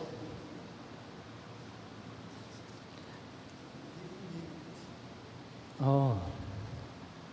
Well, I still want to cover a few more points. Because there are a few points very, very important. So please, be patient. Here comes a very important point.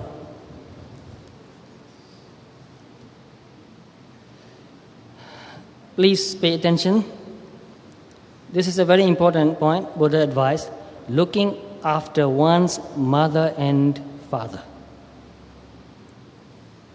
If you don't look after your mother and father, you will never be successful. You will never grow in the Dharma. You will never feel fulfilled. So looking after our parent is very important for ourselves. So these days, I've heard many stories about people neglecting their parents, not looking after their parents well.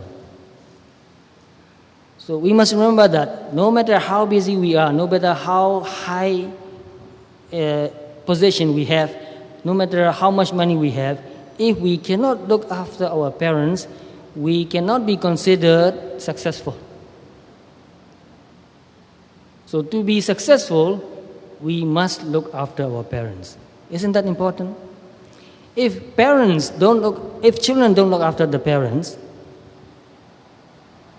will that person, can that person expect his or her children to look after himself? To look after him or her? No. If we think that my children will not look after me, therefore I'm not going to take care of them, what will happen to the society? The society cannot develop. We human beings have come to this stage of development in culture, in education, and in every way, in science, in arts. We have developed to this stage because our parents looked after us. They gave us everything they had. They educated us, they taught us. So only if we look after them when they grow up, our children will see that. Oh, my parents look after their parents, and I will do the same. And my parents brought me up, they educated me, and I will do the same for my children. Only when we can do that, the whole society, the whole humanity can grow. So there's another point, caring for one's wife and children. Not only wife, caring for one's husband also is necessary. So we need to care each other. So in a community, in a society where people care each other, people look after each other, that society will grow. That family will grow. So society is made up of families. A family is the smallest unit of society. Father, mother, children, or grandparents also put together. Grandparents and parents and children is a unit. So only when we look after each other, only when we care for each other, we can expect to grow. So if we want the whole humanity, the whole community, the whole society to grow, we must take this very seriously. If we don't look after our children, if we don't look after our family, if we don't look after our parents, we will destroy the whole community, the whole society, the whole humanity.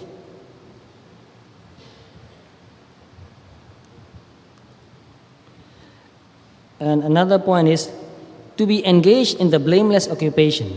When we want to make money, when we want to earn money, we must consider whether what we do is blameless or not.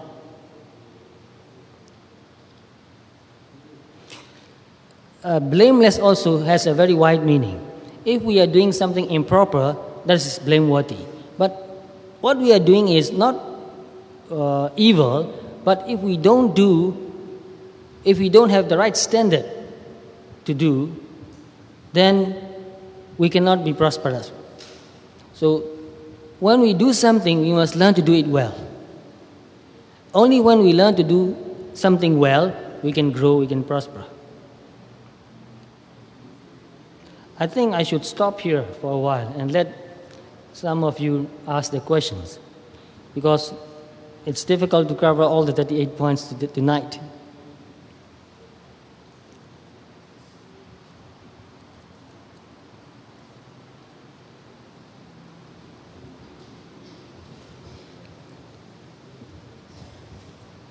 Not finished, I just stopped.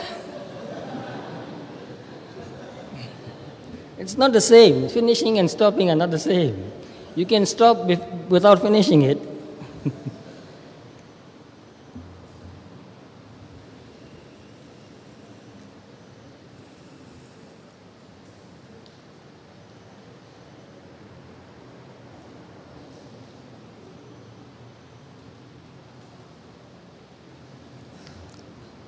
Now, a few questions, please, when we have some time. Questions?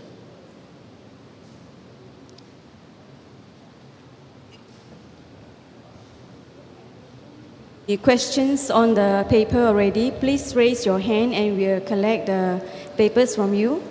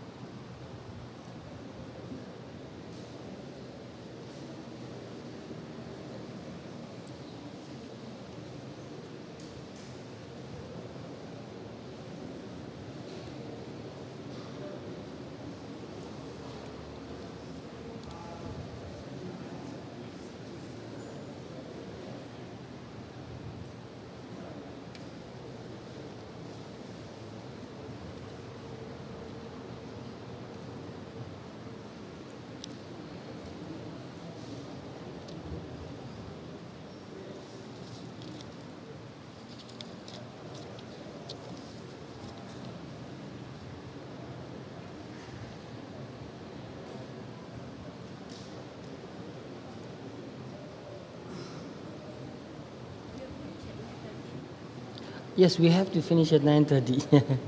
Yes. How much time do we have now? Half an hour?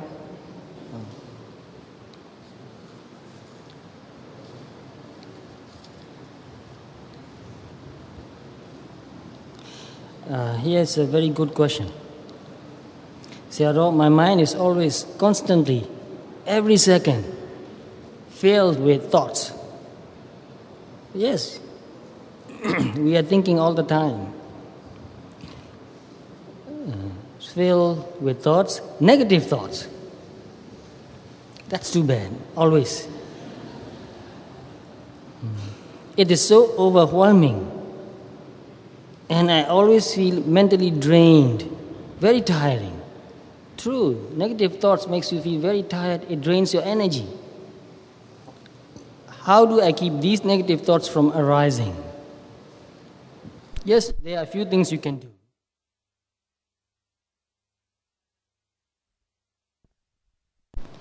So, I also think quite a lot. When I was younger, I was a compulsive thinker. That doesn't mean that what I think or what I thought were useful. So when I learned to meditate, I told my teacher that I keep thinking all the time. It is very difficult for me to stop thinking. I've trained myself to think so much that it went to an extreme. So my teacher said, well, you can learn to stop thinking. I told my teacher that I like thinking, and I think thinking is important, thinking is useful, and we need to learn how to think well. And my teacher said, yes, it is important to think. It is important to think well, but it is also important how to learn not to think anymore, how to stop thinking, which is really true. So he taught me to meditate, to breathe deeply. So when you do something with all your energy get absorbed in that work. So at that moment, you can't think.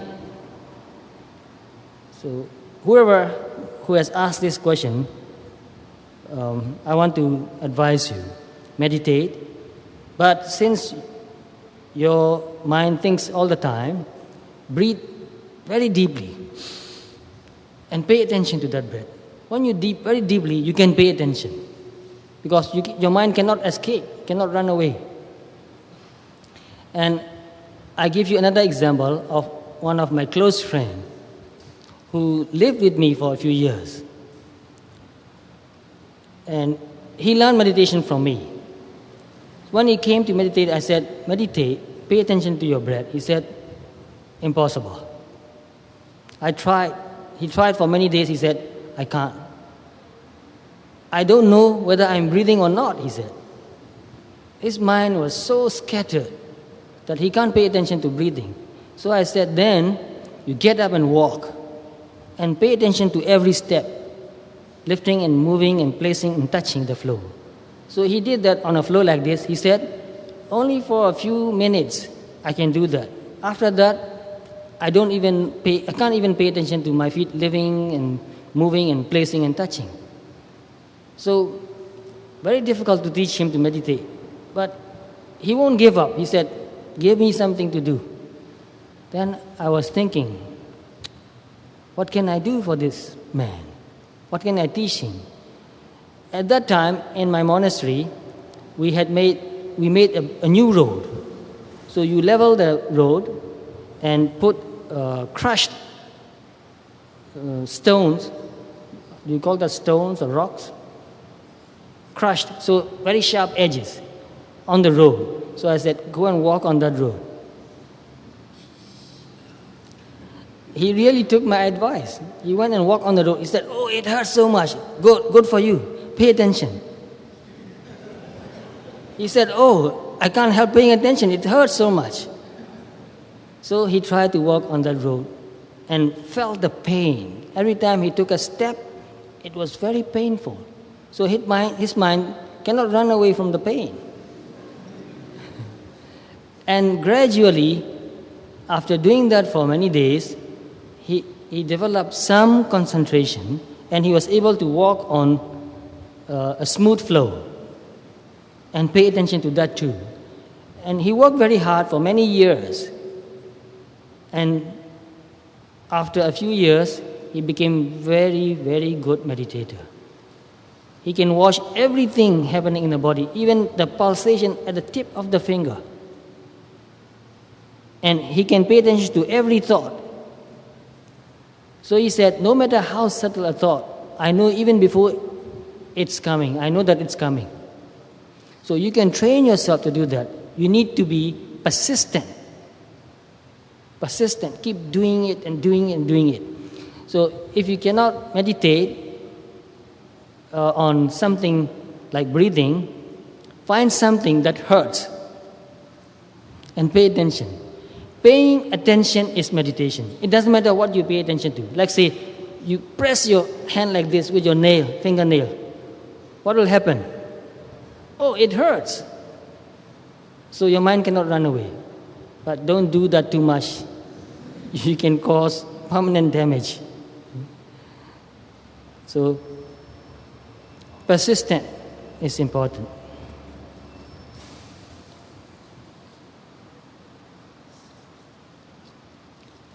Sayadaw, it is possible for the mind to be empty of all thoughts at all times.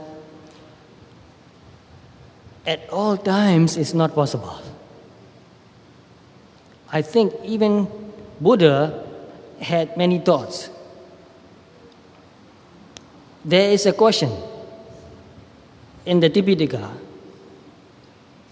The question was that, did Buddha get absorbed in Nibbana all the time? And the answer was no.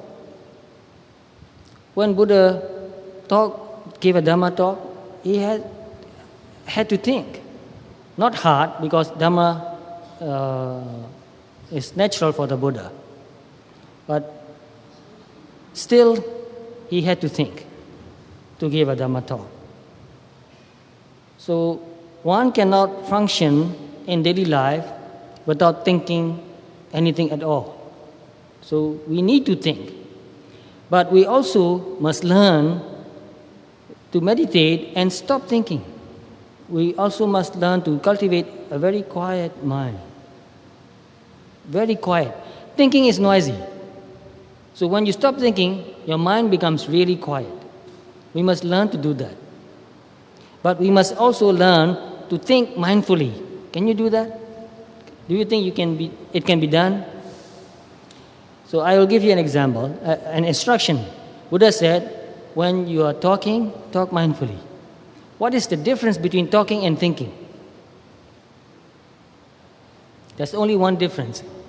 When you talk, you make sounds. When you think, you don't make sounds. But the same mental process, identical mental process. The only difference is when you speak, you make sounds from your mouth. So thinking and speaking are not much different. So you can talk mindfully, therefore you can think mindfully. And you can read mindfully, you can write mindfully too. The same mental process. Or is it normal for the mind to be filled with thoughts, unnecessary chatter? For ordinary people, this is what mostly they do. Chatter in the mind. But for a trained mind, this is not normal anymore. For a trained mind, you can think mindfully and you can stop thinking too. But sometimes there will be chatter too because you forget. When you are not mindful, there's a chatter, internal chatter in the mind. Most of the time I would center a play or fantasies. Most of the time I would create a play or fantasies. I would be actually holding conversation in my mind. Is this normal? Yes, normal people do like that. This is also a function of the mind, and in some ways, it is useful too. Play or fantasy is normal for people. Children have a lot of play, a lot of fantasy. That's why we have books on fairy tales. What are fairy tales? Fantasies. place. But it is necessary for a young person to have that kind of thought. And in some cases, even older people, it is necessary, useful, I mean, to have a playful thought. Because those who are creative are very playful when they think. They just imagine something and create some ideas. So in a worldly sense, I mean, it is useful. But when you want to practice meditation, you must not let your mind to drift away into fantasizing most of the time. So although it is normal for people to have fantasies, not all fantasies are useful. I do have fantasies too. And in some cases, I even teach that people need to learn to daydream. Really? Some people are laughing. Well, daydreaming that you are doing something good is good.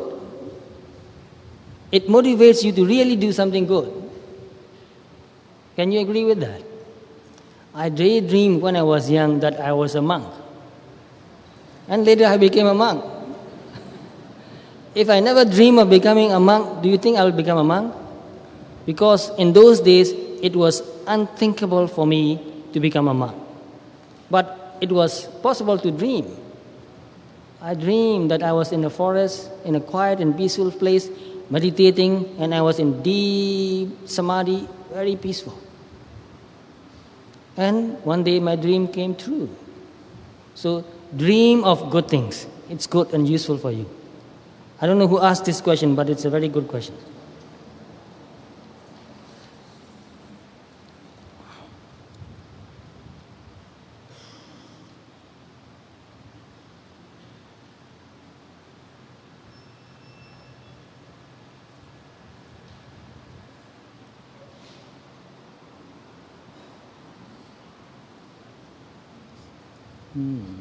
Well, this is a very serious question. In the first blessing, not to associate with fools. As a bodhisattva, one will always try to spread the Dharma with everyone, even with fools.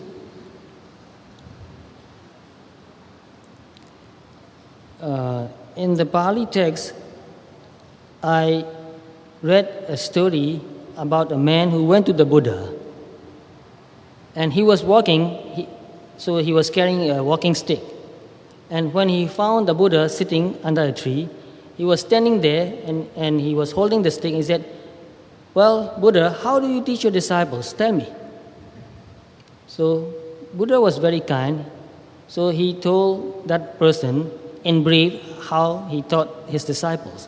But he did not really go deeply into the answer, because Buddha knew that this man is not ready to receive. So when you know that a man is not ready to receive, if you force to give something, that person will get angry and upset and even harm you.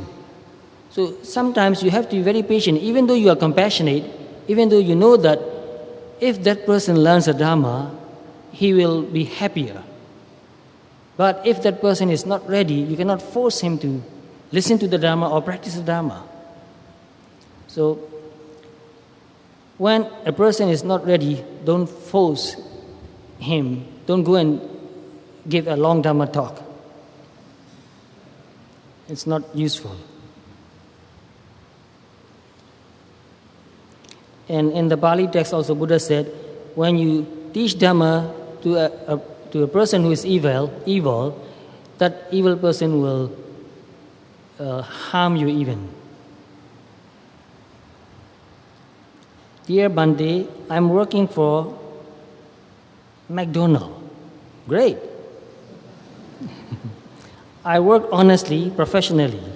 I always try to practice the Dhamma, try to be mindful and to control my greed and negative qualities. But I work for McDonald's, a company, a structure that promotes greed and consumerism. Well, when you want to make money, you have to persuade people that what you are selling is good for you. Good for them. That's the way we do business. But I don't think McDonald's is stealing or lying. I don't think so. A company, a structure that promotes greed and consumerism. How should I cope with this? What can I do to control this social greed? When you watch commercials in television shows, all the shows, all the people who produce the show, create the shows, has one thing in their mind. They want you to believe that what they are promoting is good for you. Maybe true, maybe false. They may be lying. Because if you don't do that, you can't do business. Very difficult to do business.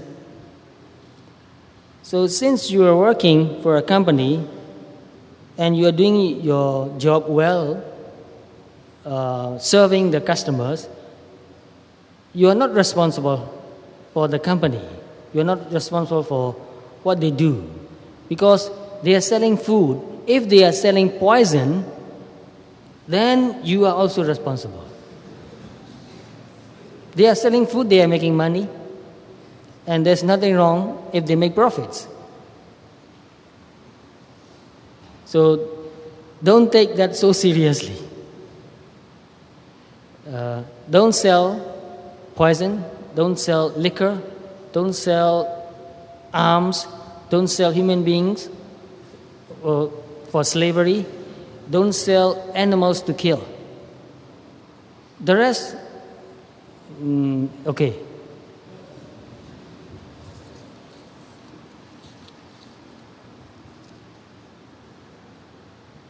Venerable, you come from a predominantly Buddhist country. Why has suffering in your country got worse over the years in spite of Buddhism being the key religion? I cannot answer this question truthfully. So you know what my answer is? I guess you know. I cannot answer this question truthfully. Sorry. It's not the religion that made the people poor. You know what's making the people poor? Got the hint? Yes, okay, good.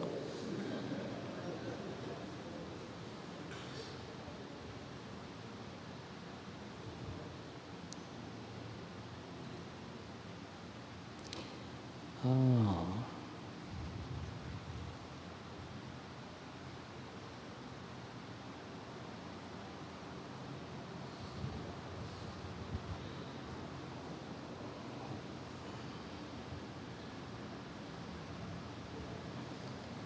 Well, this is a very personal question.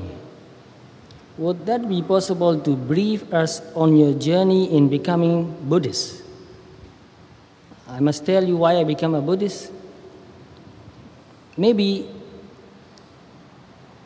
some key triggering events. Thank you very much. Why did I become a Buddhist? Actually, I did not try to become a Buddhist. I'm very interested in learning and finding out what's really true. True about anything. It doesn't matter what it is about. So when I was younger, I read a lot of science books. And whenever I find out something true about anything, about a plant or about an animal, or about the planets or about a star, I feel very happy and I like that very much. To know a truth, any truth, is good. So when people told me about religion, about many religions, because I was exposed to many religions since I was very young. Because in the community where I live, that community was multicultural community. There were Christians, and there were many different kinds of Christians too. There were Hindus, Sikhs, Muslims, and Buddhists, and many other religion people too, with different religions. So I was exposed to many different religious ideas.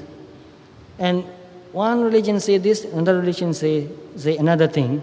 So I said, who is right? I want to know who is right. I want to know the truth. So I started reading more and more religious books, books on Dharma, books on religions. And the more I read, the more I got very confused. Then I said, well, I'll leave religion for a while and started reading philosophy because I thought that in philosophy I can find truth. So I read many philosophy books and the same thing happened to me. Materialistic philosophy and spiritualistic philosophy, there are many different kinds of philosophy. And Marxism. So I thought, well, I can't decide what is true. Then as I grew up, I learned to practice whatever I can. So my attitude is very experimental. I want to experiment with whatever I know. So when I get a seed, I'll go and put that in the soil and make the plant grow and see how the plant grows. So I have many chickens. I want to see how the chicken come out of the egg. So I wait every day and watch and watch. Then one day I saw the chicken came out of the egg. It was so amazing. So I want to experiment with everything that I can. So when I read Dharma books, I experimented with meditation. So I did not become a Buddhist and later meditate. I meditate first and later I became a Buddhist, so to speak. So after meditating for about 8 years and had some understanding about the nature of my body and mind, and also after experiencing some calmness and peacefulness and clarity in my mind, I decided that I will practice this all my life. And if you want to say that that is what to become a Buddhist, that is the time when I become a Buddhist. And you said maybe some key triggering events. Nothing really special triggers me to become a Buddhist. It was just curiosity. Like me, many people have the same kind of experiences in their life. You have a mother, you have a father, you can't agree with your parents, you have problems. And many other good things or bad things happen in your life. It's nothing special. My life story is nothing special. So no triggering events really, just curiosity and practice brought me to a point where I decided that I will practice what the Buddha taught. And also later, I got even more seriously interested in practicing. So I decided that I will become a monk and practice meditation more seriously. So it's the desire to experiment and to find out the truth, and also it's a desire to experience higher mental states that motivates me to practice Dharma and to become a monk.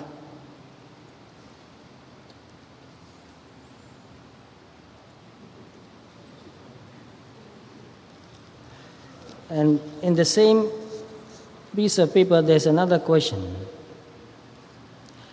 I'm trying every day to reach to what I aspire to.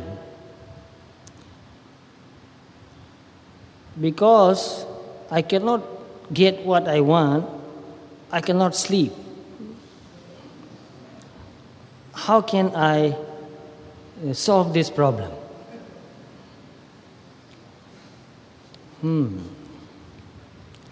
To accomplish something, we need some time. We need skill also. Sometimes, because we don't have enough skill, we have to work very slowly. For example, to read a book, we need to spend a lot of time. For me, for example, I want to read Pali books in Pali language. So I had to spend many, many years to learn how to read. So whatever you want to do, you need to have enough time and you need to have enough skill to do that. So as you keep doing, you'll develop your skill. And when you develop your skill, what you want to do will become easier and easier, and you can accomplish that. So, for example, Buddha aspired to become a Buddha. You know how long it took? You can just guess. Nobody can tell. It took eons, worlds and worlds to become a Buddha. But because Buddha determined to become a Buddha, he had to go through all the developing processes for so long. So if you really want something so badly, you must work hard and you must also be patient. Keep working until you attain what you aspire to attain. There is no shortcut. But in the meantime, try to get a good sleep. Because if you cannot sleep, then you cannot work. So if you want to sleep, you can meditate, and your meditation can help you to go to sleep too. I know many people who cannot sleep well, but after they learn to meditate, they found out that they can lie down in the bed and relax and meditate and fall asleep. And I do that every day. Because if I don't meditate before I go to sleep, I may fall asleep, and after a couple of hours, I wake up again and can't go to sleep again. So, if I cannot sleep well, I cannot work the next day. Therefore, before I fall asleep, I meditate. Lying down in the bed, not sitting. Lying down in the bed, I relax my body and I wash my mind. If I'm thinking of anything, I wash that thought and I said, calm down, you can think tomorrow. Meditate.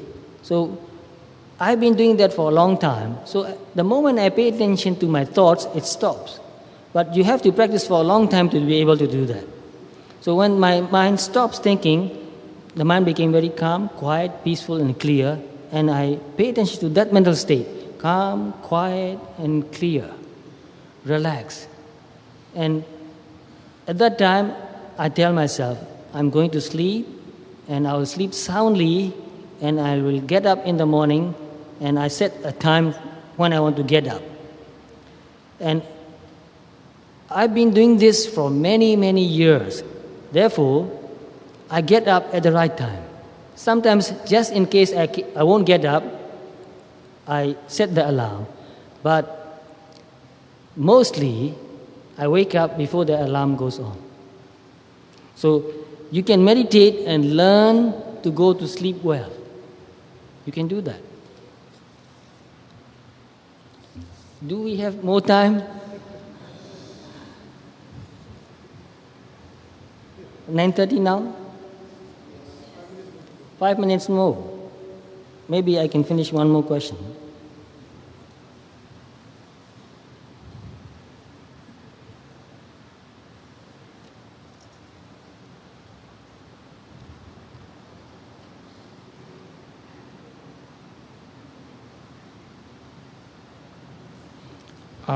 This is a very good question. Dear Venerable, majority of us here tonight are working adults. The majority of you are working adults. We spend most part of our time in the office. What should we do in order to create good deeds and make good use of the time while we are in the office? This is a very good question. We spend so much time working in the office. The best part of the day and the best part of our life, we spend working. So the first thing we need to do is our attitude toward the work we do. It's very important. What is your attitude toward what you do for a living? And when you ask this question, it is very important for you to choose the right kind of work for you. If you are doing something which is not wholesome, it's very difficult. But if you are doing something which is harmless, then you can find many good benefits that you get from work. So when you work, you contribute. No matter what you do, even if you work in a restaurant, you help the customers to eat well. So if you work as a nurse, you help the patients to get well. If you work as a teacher, you teach children to learn and grow, to become a good citizen. If you are a taxi driver, you help the person to get to where he wants to go in the shortest way and in safest way. So when you work, you are helping other people. And if you have the right attitude, you can feel happy about that. And that attitude is good deeds. I'm helping people. I'm helping the community. So when we work, we are contributing. So that makes you happy. And when you work, you also learn. Working and learning are the same in most cases. If you have the right attitude, you learn something every day from your work. And when you work, you relate with other people too. You don't work alone most of the time. There are other people working with you. And you have to cooperate with other people. There's some sort of cooperation, give and take. So when you work, you help your associates too. And working also can be teaching. Because when you are a teacher, especially, teaching is your work, but you're teaching another people to learn. So there are many things you do for the good of mankind when you work. So develop right attitude toward your work. And if you can work mindfully, you are meditating at the same time when you're working. This is not so easy, but you can do that. You can drive mindfully, you can even type mindfully, you can write mindfully, you can talk on the telephone mindfully. So, have you ever tried to practice talking on the telephone mindfully? You can if you want to. So, every day you talk on the telephone. And talking on the telephone is part of your job. And if you talk mindfully and also with kindness, because somebody called you, they want some information. You give them information. You give them advice. So you are helping people. So with that kind of attitude, you can make the best use of your time while working. I'm sorry, that's all the time we have for today. And I'm very interested in your questions.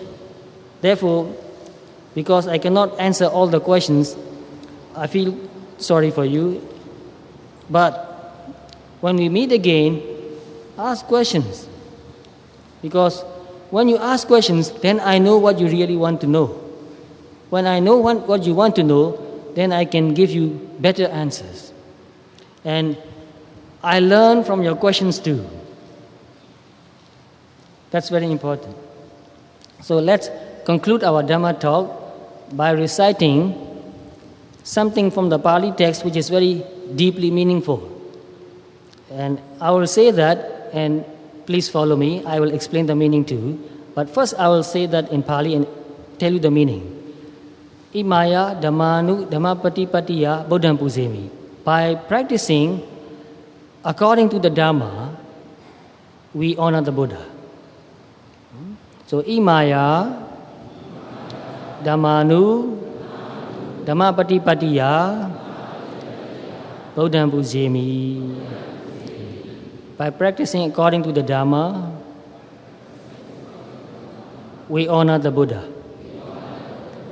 Imaya dhammanu dhammapatipatiya dhammam pujemi. By practicing according to the Dhamma, we honor the Dhamma. Imaya dhammanu dhammapatipatiya Samgha pujemi. By practicing according to the Dhamma, we honor the Samgha.